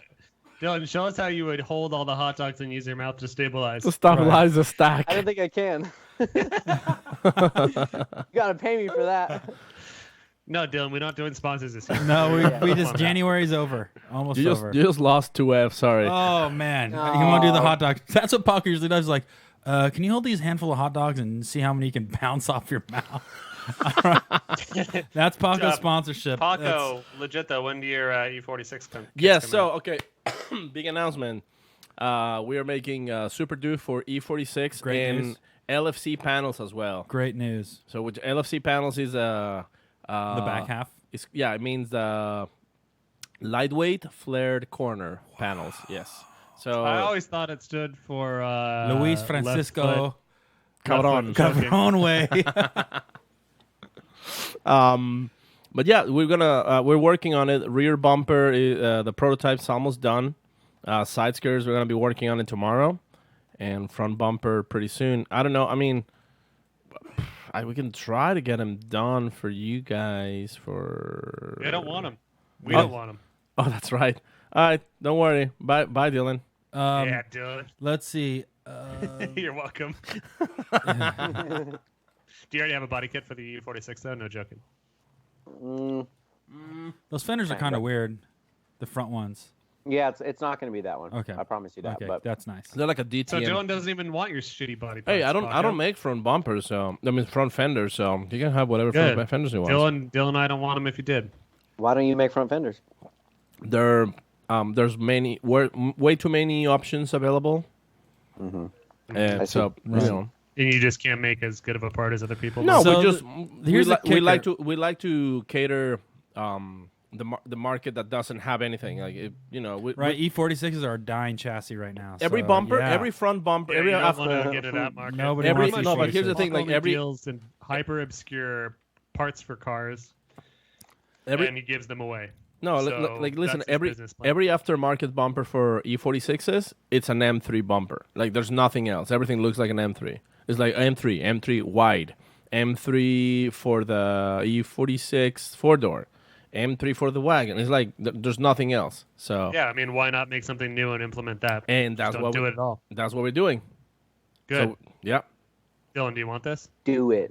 Yeah, I do. All right. All right, Paco, fuck you. We don't want any of your parts. Dylan Fuck and I you. going Fuck raw you, dog Sam. This year. Fuck you, sponsors. Am I- I right, Dylan? That's right. Yeah. We don't need your money. We're No, we need rich, the money. badge. All right. Well, No, we don't, Dylan. Stay strong. We talked about this before the show. Noted. When you said I was going to be your manager, you said that You're going You're to gonna be submit to strong. me. Strong like bull. strong like bull. Do you have any more questions for a dude? Let's before hit we the get to grammar. Let's hit the grammar. Let's hit the grammar. And wrap it And up. feel free, if you're watching on Instagram and Facebook, feel free to post a question in there. We will definitely try to get to a couple of those, one of each maybe. But if you want to make your question heard 100%, do a super chat. If not, that's fine. We might not get to your question. We don't really care. Dylan and I this year, no sponsors. It's just me and Sam. That's it. I'm going to be a spotter. I'm his chief mechanic. I'm going to set up the car and work on the car. the fluffer. That's what they call it in the biz. Yeah. The fluffer. So let's Somebody say- better ask about the Huddy Racing situation. Dylan, did we ask about the Huddy Racing situation? I think so. Kind of. Got it. We chatted Do about you, it. do you have anything else you want to say about it? So that no one will say we didn't ask you. Not really. I'm just stoked. I just want to go driving. I mean, this is essentially what we've been working for the past. This has been my goal since 2014. Like right when I started working with Chris, this was everything that I wanted. It was like, Yeah. Eventually I knew that I wanted to drive Pro 1. I wanted to be a professional drifter, and it's right like 5-6 years now is what I've been working for. And it's just chase it. You know what I mean? Like anybody that wants to do it, and anybody who asks me how to do it. It's not just like something that you can't just be like, do this and this and this. Everybody's different. Everybody's going to get it a different way. There's no set path on how you do it. Like Forsberg so- only has so many beds in his house. Forsberg only has so many beds in his house. So I got lucky in the sense that I met Chris through a different team that I work for. I work for a rallycross team, and that was through Dirtfish, which we talked about one of the last episodes. So I met Chris and, essentially rolled the dice, moved to the East Coast after they offered me a job. Bust my ass on the first team I was working for so that they would bring me to the rounds right when I turned 21. And just it's not something that's going to happen overnight. And trust me, there were so many times I'm so lucky for my father, because when I'm bummed or when I'm like down about something, I just call him, and then I'm like, why am I doing this shit? Like, this seems like such a waste of time. I'm spending every dollar I have. Like, I feel like I'm 26 and I almost don't have anything to show for it. You know what I mean? And Dad's like, you're in a good spot. He's like, just keep doing your thing. Just keep doing your thing. Just keep doing it, you know? And luckily, I'm lucky enough that he was there to keep my head on straight. And it's, you know, it happened. You know what I mean? Would you say that he's annoyingly supportive? I wouldn't say annoyingly. I think that it's I'm kidding. one of the only reasons why have this deal. You know what I mean? Dylan's dad is rad. He's been the right amount of supportive, but yeah, and it helps having a family that's really into racing. Like, I never grew up watching football, baseball, basketball, any of that shit. It was always Amish. Oh, Dylan, come on! NBA was one of our sponsors that we're gonna get for the season. Yeah, Paying you $10 million. It was nice while it lasted. Dylan. Yeah, I don't watch any of that crap. Ooh, double down. Not into it. But I do like racing and drifting.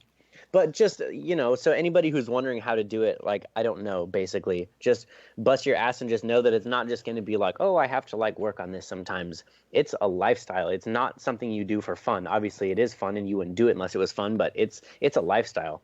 Like, people, you know, you look at other people from, you know, people that live normal lives. Like, my life is not a normal life. You know, I stay up all night sometimes working on my car, or people are going to the bar and I'm working on my car. Like, especially last year, getting it ready for Pro 2 and dealing with everything that needs to be dealt with before going to the track and sending your car all the way across the country.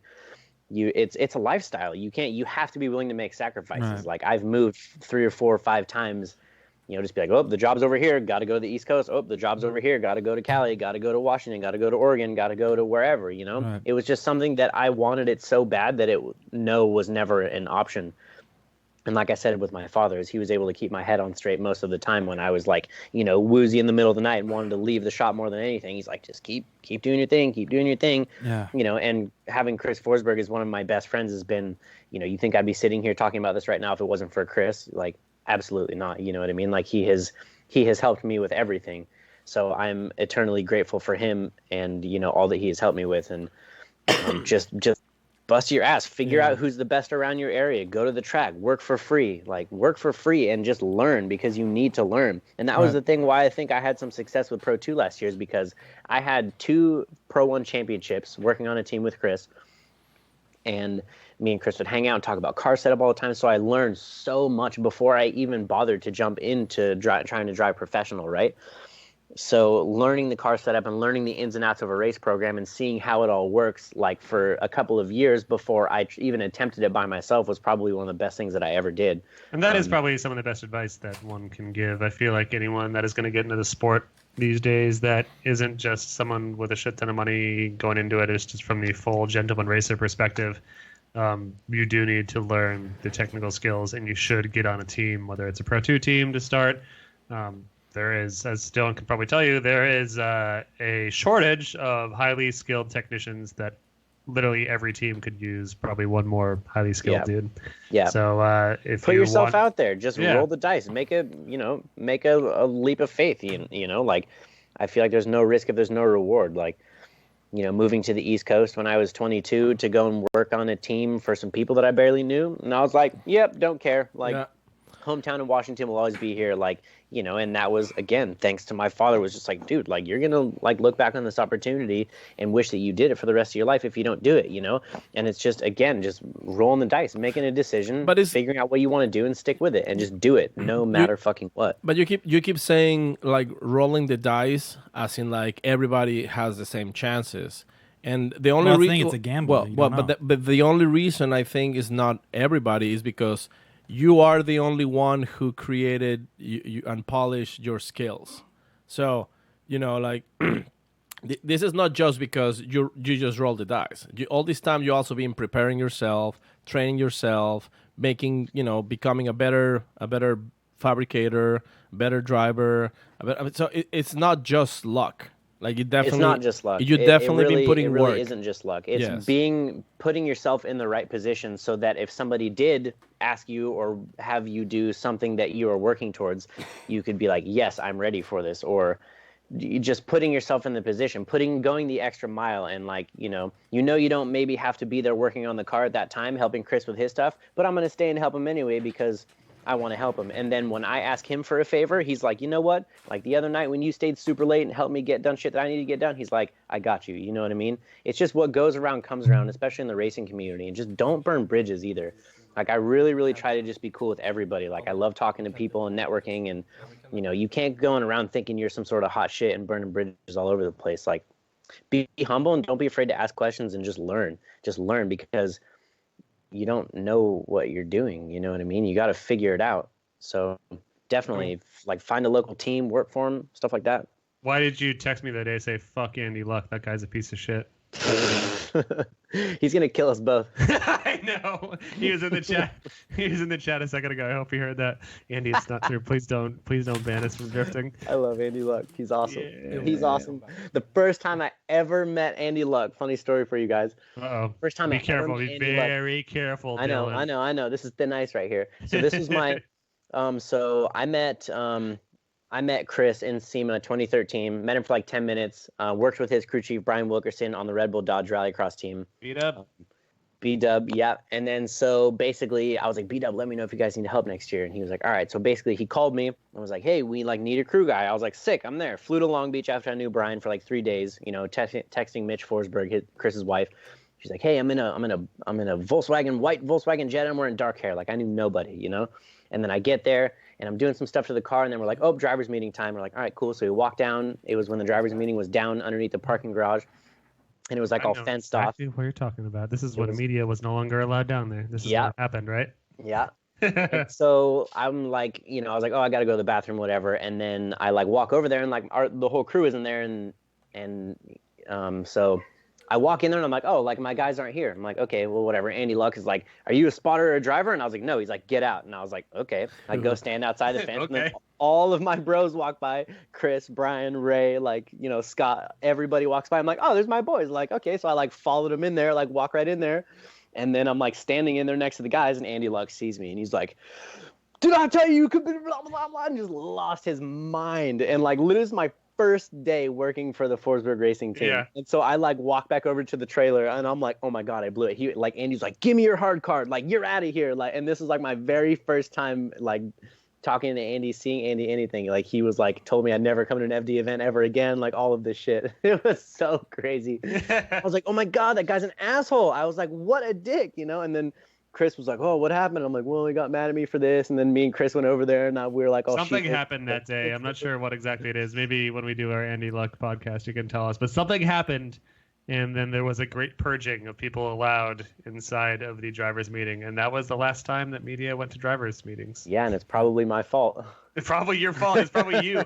You probably saw your smug little face walking around like you own the place. He's like, this guy. I just remember he was saying that he was like, you'll never come to an FD event ever again. And I was like, no, like, I fucked up. Like, it was so traumatic. Like, yeah. Andy looks cool though. We get to hang out every year, and I really like him. He's awesome. Yeah. But regardless for asking that question, we're both banned for life. Anyways, it's been real. Yeah. I've got a question from first time. I've never heard of this name before, Iron Dookie. Oof. He says, now that you're a big-time pro driver, what are the Dil-Dos and Dil-Don'ts that you can pass on to up-and-coming Pro 2 guys looking to make it big? So give us one Dil-Do and one Dil-Don't. I think this is going to be a good repetitive segment on the show. We'll do it next time you're on as well. Dil-Dos and Dil-Don'ts. Pro 2. Ooh, I like it. I like it. Dil-Dos and Dil-Don'ts? I don't know, man. Just Dil-Dos, like drive fast, close to somebody, I guess. Okay. Great advice. Great advice. That was brilliant, dude. No. In all seriousness, just networking, like network. That's all that you Get can do. IT Everybody, business. the drifting community is very small in the grand scheme of things. So like, don't be going around acting like you're hot shit. Go out there and, you know, treat everybody like they're humans, which they are. You know, be cool with everybody and just network. Talk to people. See what works for this person. See what doesn't work for that person. You know, ask intelligent questions about sponsors. Like, figure out who's getting paid from what companies have money to spend. And then once you go to look for sponsors, you can be like, oh, look, seems like this type of company is spending a bunch of money in drifting right now. Maybe I should hit them up. Just don't burn any bridges. Just don't be afraid to ask questions. That's definitely one of the biggest things, is just be cool with everybody. That's one of the biggest things that I could possibly say. Yeah, and the thing is also to elaborate on that, if a sponsor says no, you can also send them a DP or a NIP over text message, and that usually will rekindle the fire. Mm-hmm. That's what we've been doing with all of our sponsors who are not interested anymore. Yeah. Corey's been sending them pictures every day. The thing is, we have the Wheel Pros Motegi guys in the studio, and they both just looked at me and shook their heads. So I think that's what happened. Yeah.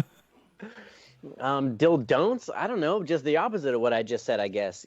Just make sure that you don't spend so much time on your car where it's not done. Like, I went out there and didn't have the most insane car out there, but it always worked. You know what I mean?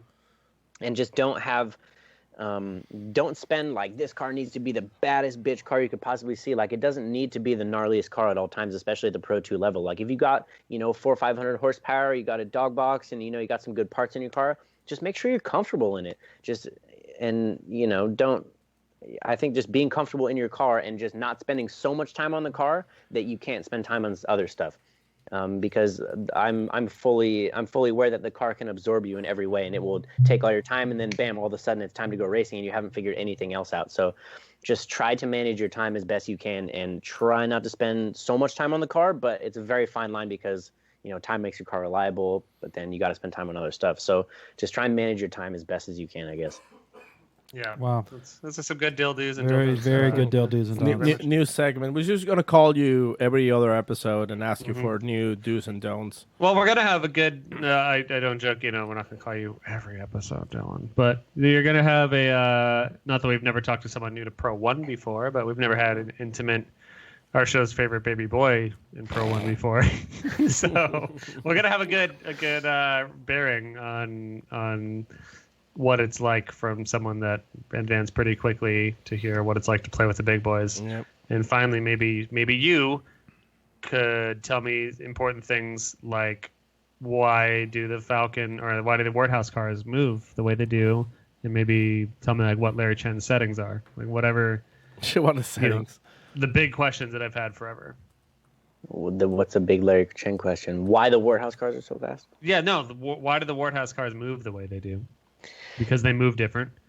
Don't tell me now, because their aura their is secret. No, silver. was it Chris or was it Osbo or someone saying like they did kind of know, but they weren't going to tell me? I couldn't tell if they were just egging me on. That is a big ass tire in the back of that car. Essentially, like, I ran my car on a 255/35, which is like a little baby tire compared to that 295. I mean, the 295 is like, it's like a truck tire. Yeah, but the car is heavy, but it's the snappiest car in FD. That's the secret I want to know. I don't know. They got something right with their shocks. And I bet they've got what works. Eagle pendulum system in the back. They've got a gigantic 400-pound weight piston that shoots from one side of the car to the other. That makes it rotate faster. That's what it is. I think that just having that tire and just having their spring rate combo, their sway bar combo. I know those guys don't run front sway bars on their car, which is really interesting to me. And I do know that they run I think they run a decent amount of toe in their car. But I think honestly, just having that big tire back there at really, really low pressure, that will just make that thing snap so hard like that. And then obviously having two robot drivers behind the wheel definitely doesn't hurt. Because those dudes are nuts. Like, I don't really like that answer, so I'm going to keep on waiting for whatever the secret is.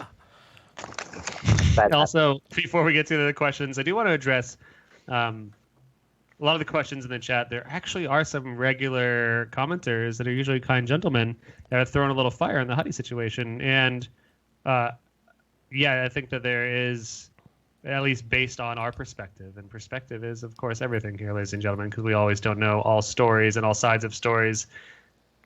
It's important to know that anyone that is throwing money into FD, in my light, at least, this is just my opinion, by the way, is someone that is cool enough to maybe deserve a little bit of respect, because anyone that puts money into drifting right now is helping aid our community and helping keep the sport alive. So regardless of whether or not you think there's some wrong been dealt to previous drivers and whatnot, understand that this is still a car manufacturer and a car builder that is putting money into the sport we all love. And I don't know, maybe don't throw some shade unless you know what's going down. And, I mean, haters gonna hate, whatever. People can have their opinions, and that's fine. Of course, but they don't truly know what's going on. They don't. They weren't there talking to ITW. They weren't there talking to Chris. They weren't talking to Huddy. They weren't talking to Honda. Yeah, here's the They other don't know what's thing. actually going on. So Yeah, it's like, we still haven't talked to Alec. He actually And we would love to. And Alec hopefully we just will. messaged me today, and we're probably gonna have him either next week or in a couple of weeks because Excellent. it's I can't it's wait fine till to he We listen. just got to figure out what he's Dylan, doing. Fuck everything. I'm Dylan sure he's said. just gonna say like it's all Dylan's fault. I hate that guy. He has a And he could. stupid hope it's- hair. Yeah, I hope it's not weird between us, but Yeah. what happened, and like I said, I would consider ourselves almost friends before that. Like we'd chat at the track, and everything was always cool between us, and I would like to keep it that way. I'm not that type of person where I'm gonna like put up the wall and be like, I'm not talking to you anymore. You know what I mean? Like I still hope that we're cool, and essentially like. Would there be any it was, reason it was, that you it was wouldn't out be of cool? it was out of both of our hands. Is it? Yeah, I was gonna say, is it any reason that you wouldn't be cool other than the fact that you're dating his ex? Right. In car terms, I don't mean actual ex-girlfriends. No, I don't know. If there's something like if there was something like he thinks that I was like trying for a certain amount of time to swoop his deal or something like that. Yeah. That's not really what happened at all. It was literally I went to SEMA being like, looking for a supercharger for my car and then trying to figure out what I was going to do to my 240. And it wasn't until weeks after SEMA that we actually found out what was going down. But the sponsor just wanted to go a different direction. That's, whatever. I don't know. Like I said, my phone rang and I answered it. So They're- You piece of shit. somebody offered See, you a free Paco, what press happens? kit, The take phone it. rings and he answered it, and he got a Yeah, deal Paco, out of you it. see how that So you see how that works? when you have your hands busy, you can't answer the phone, Corey. Taking Nope. care of yourself. Because watching it a little doesn't octopi. matter. Taking care of business. Yeah. All right, when do you want to hit this I have- wonderful super chat from you- Logan? You want to do it, Sam? No, I already read everything. Okay, I got it. So, Whoa. Mr. Logan Cole back again. Don't say the Logan amount, just Cole. say Dude. he did it good. The Thank you, Coleoli. Logan. He's out. I mean, I'm gonna ask this question 3 times because he Paco's gonna eat sent for a lot weeks. of he sent a lot of money for this question. I'm a tech at Ben's dealership, but trying to get out of the dealership world into a racing. Any advice? Have experience in racing, but grassroots only. Hard to get teams to hire with dealership only experience. That's fine. There's nothing wrong with that. And Yep. teams might be a little bit hesitant, but the cool part about that is they know that you're at least car savvy enough to be working at a dealer. But the other way that you can do it is, if you show up to somewhere, maybe he has a local race shop somewhere around him. That would be the most ideal thing, obviously, so he doesn't have to just pick a company and move and hopefully they hire him, right? So there's got to be a local race team around there somewhere. So the first thing I would do is figure out who's around you, figure out even if there's like upper Pro-Am bros, Pro 2 guys, even Pro 1 guys around his area. Figure out who they are, go and talk to them. If you see them at the track, go and talk to them. See if they need any help and offer to work for free. Yep. Yeah, bully him a Because little bit too. people aren't gonna turn down free work, especially if you're like, hey, I'm hungry for this shit. I want to work on a race team. Like, if Yeah. you need Yeah. some help, you let me know, and just be serious about it, Yeah. and just not, you know what I mean? Figure out a spot, and then maybe they could start paying you, and then once they start paying you, then they'll start flying you the rounds, hopefully, and you don't have to pay for it, ideally. And then you just learn what there is to learn, Yep. and then you can use the knowledge that you've learned through them to put that into your own car, and then start running grassroots and pro-am and that stuff. You know Dylan what's, and I are you know what's- both. I don't think you worked for Forsberg for free. You're already putting your time doing, I'm sure, unpaid work elsewhere. But also, you said you put in extra hours, and essentially that is free work. But yeah, like I did my season of Forsberg. Didn't even ask for it. I just kind of forced myself to make a bunch of videos. We did two- Exactly. But it's like it was essentially free work, and then other people that weren't Forsberg, because Forsberg still not budget for it, were like, Sam. hey, you're making cool videos. Yeah. Do you want to do that for us for money? It's Two- like, sure. 2 years of Formula Drift without getting paid.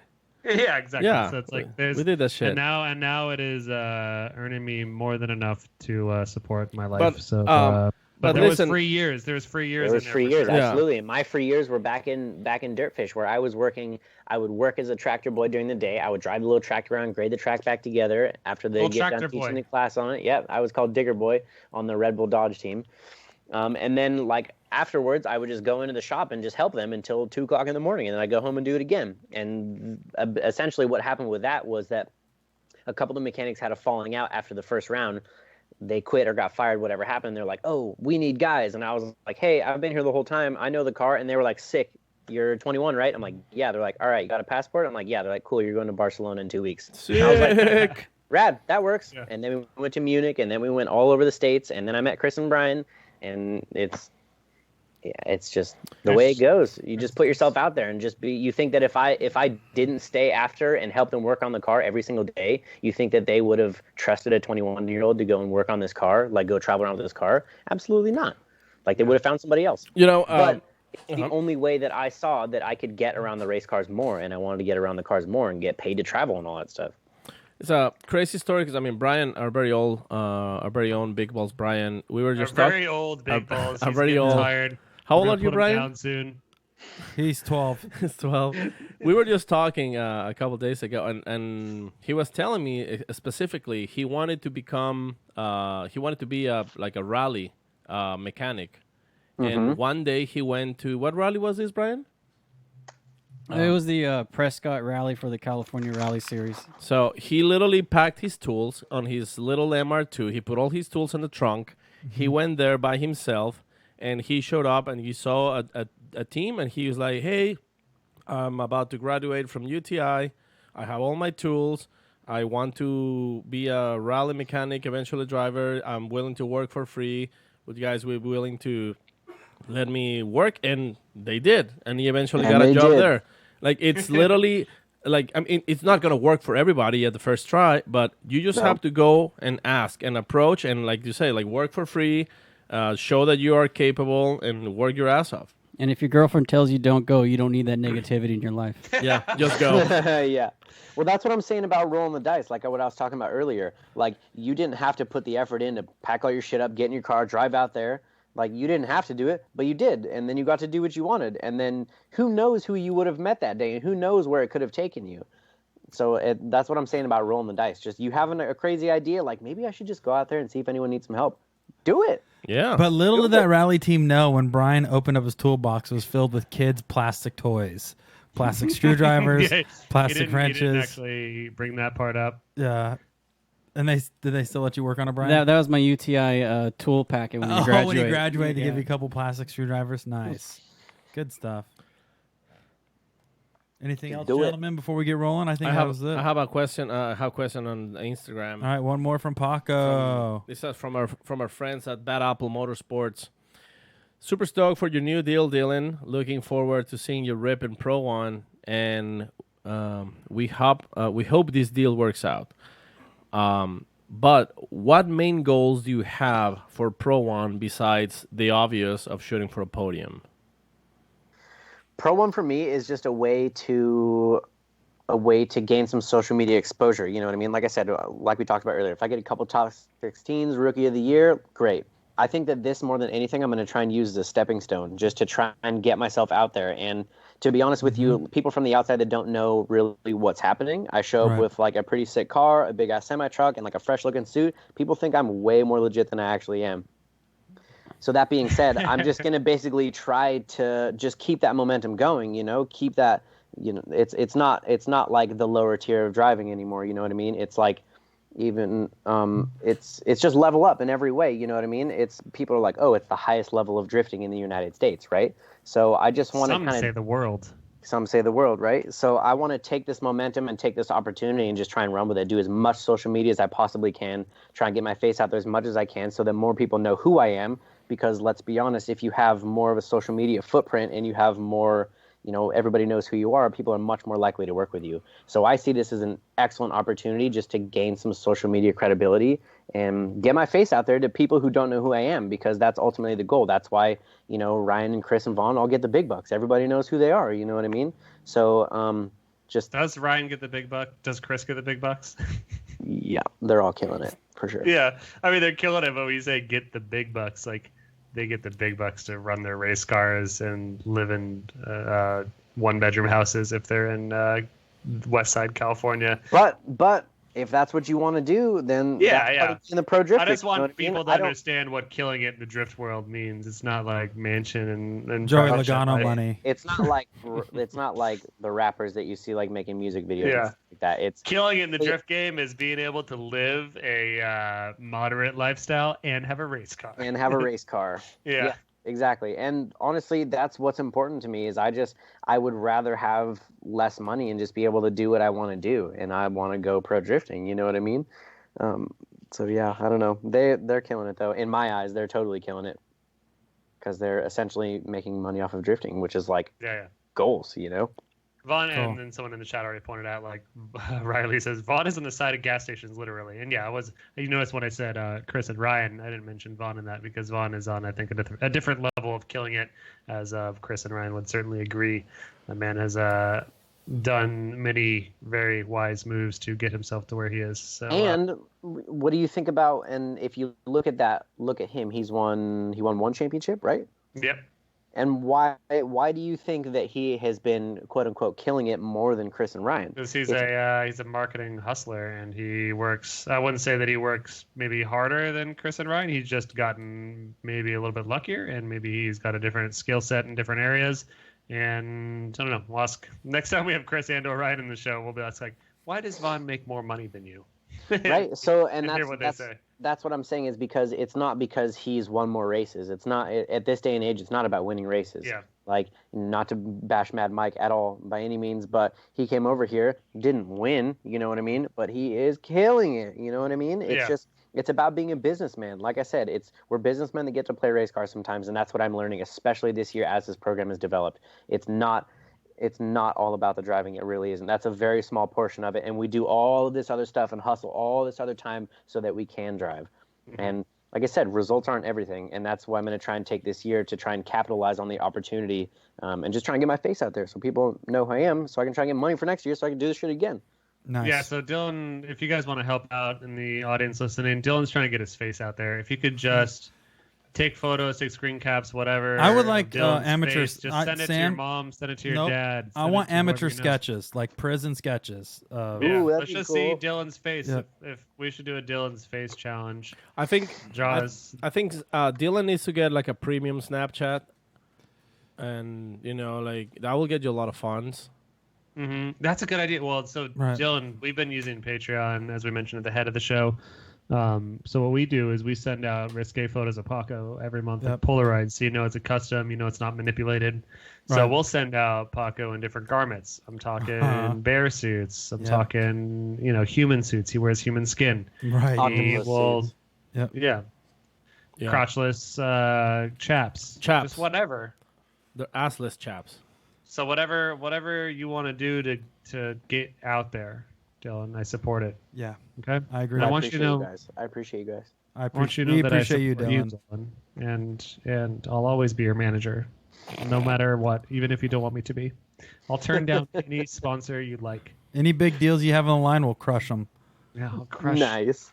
I'll crush the big deals, Dylan. I appreciate you guys. You guys are so nice to me. Yep. No matter what, even if someone comes to me and like, hey, what's that Dylan Hughes guy doing? I'm like, nothing. We don't want it. None of your business. Get out of here. All right. Any more questions for Dill? I think we're good on that note. Anybody you want to set them free? Anybody you want to thank before we let you go into the night? Yeah, absolutely. The obvious: Forsberg, Huddy, Mr. Kinnan. All my sponsors.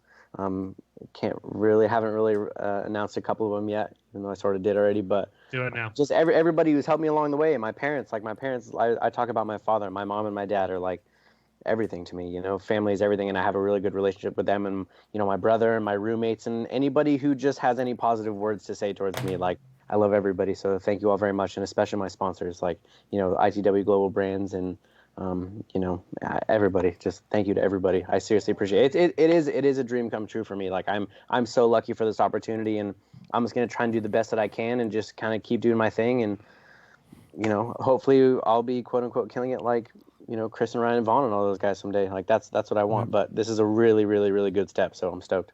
Hey, little bitch, why don't you thank me for making you better on camera? Because I watched your episode that you and Kinnan and whoever filmed announcing the BMW and all that. You were doing really great on camera. I'll remind you, a few years ago when we were building that Valvoline truck, you were really bad on camera. I was really bad on camera. and I coached you for that 20 minutes or 30 minutes it took to talk about brake pads. because you weren't doing so good, Dylan. Do you remember that? That was tough. That was tough. I was like, now you're a pro. Remember in that video, I was like just moving the whole time. I like couldn't hold still. Like Chris was like, Dylan's like holding himself and he's scratching his shoulders. He's like, we got these new brake pads and it's tricky because they're good. just talking way too fast. And my face turned red. I'm like, how was that? And Sam's like, trash all around. But we need to do it again, Dylan. Yeah. You got to stop pulling your hair out. Yeah. Being comfortable on camera is one of the biggest things like that I've learned. That's very, very, very important. It's weird. You don't think that like, oh, being a pro drift driver, you don't have to worry about this stuff, but it's so much more than being a driver. Like that's what I'm trying to explain. Corey can give you some good lessons of power stands, by the way. I do the splits. Dude, they have a great power stance. Mark can do a perfect splits. You wouldn't guess by his figure. No. It looks like his body looks like someone just took a bunch of spare meat and shoved like into a gallon of sock. spare meat into like a tiny like mid-sized Ziploc. Like there's too much meat in that body, but that guy can do the splits. That's a lovely picture. Did you get that power stance from Forsberg, or Forsberg got it from you? No, because all the video guys like Sam that are 5'8", they're too short, so their camera aims right at my dinger, and so I have to do the splits to get down on the camera level. That's why.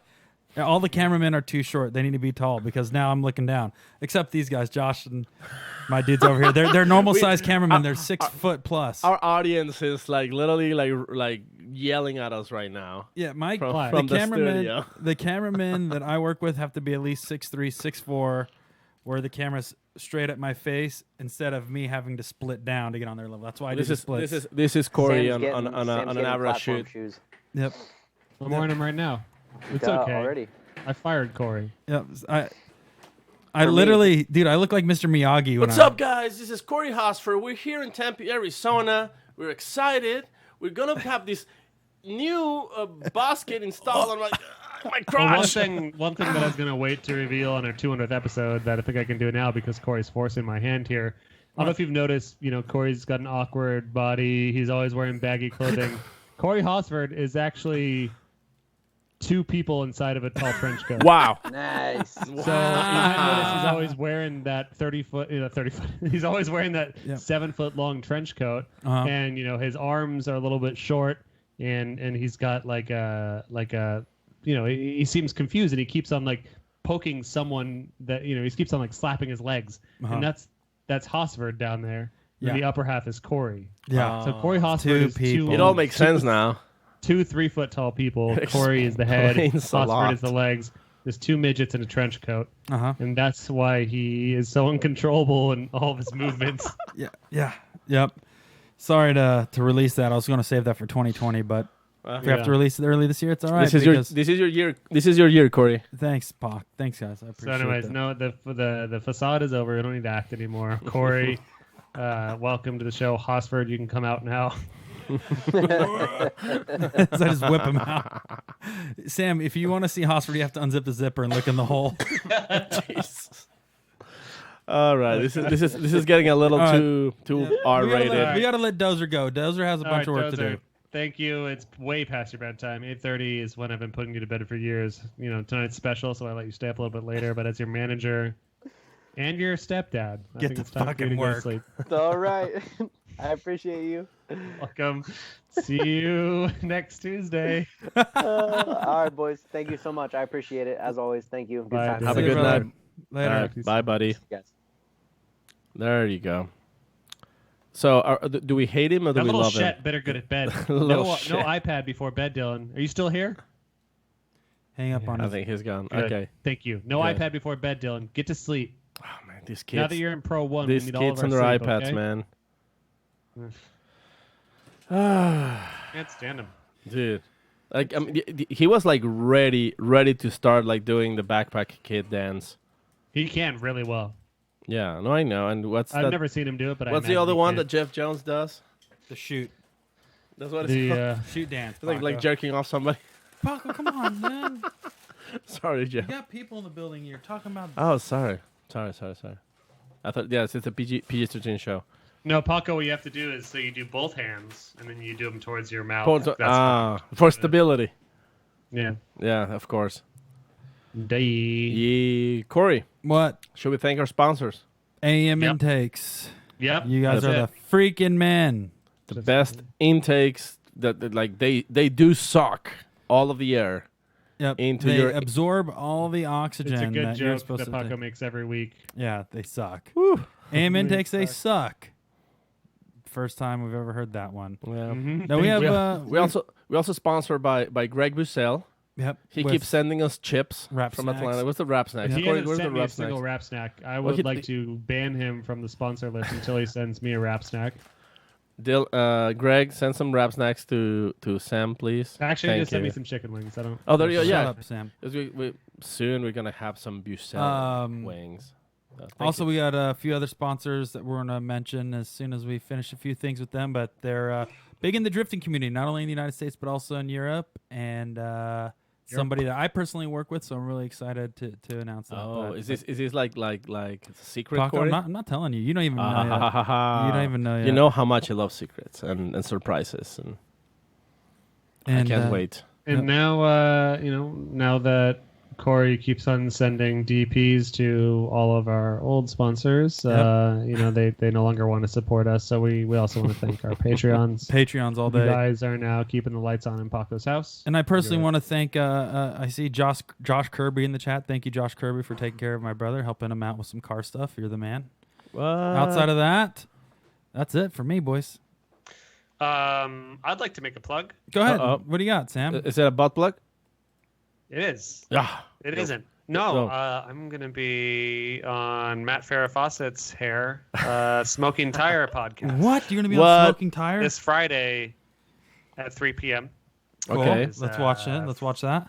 Friday, Sam. January 25th, 3 p.m. If you want to watch it live, I'm going to be exclusively talking about Corey's large nipples. Don't. Why would you bring that up publicly, Sam? Not many people know that. I can't believe. Oh God, it's gonna be so It had to embarrassing. come out. I mean, I was at on some I was point. on the Smoking Tire in 2012, Sam, way before you were born. 2012, really? Is that Ask Matt about it. Ask Matt about it. Me You and know- Dustin both.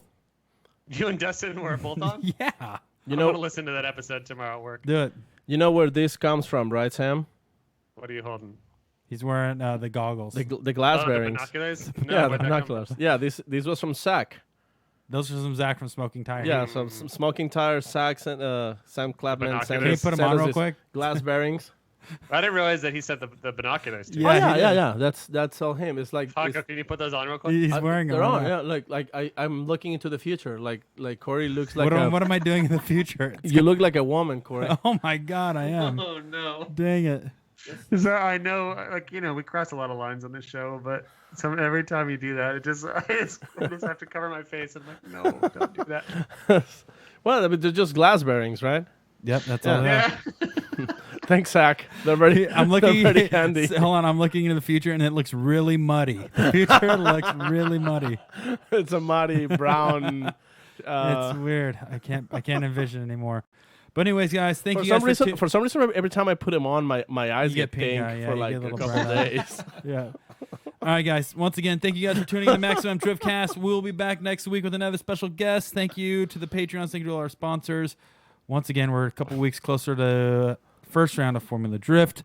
Follow us on Facebook, Instagram, Twitter, and then also join our Facebook Snapchat, trap, Maximum Flickr, Driftcast Get discussion group. Get our premium Tinder. Snapchat. There's nudes Become as a 24/7. free pack on Tinder. And if we'll you see you want to guys. get all three Thank of you, us, Brian. just swipe Thanks, Brian. Thanks, Josh. every time.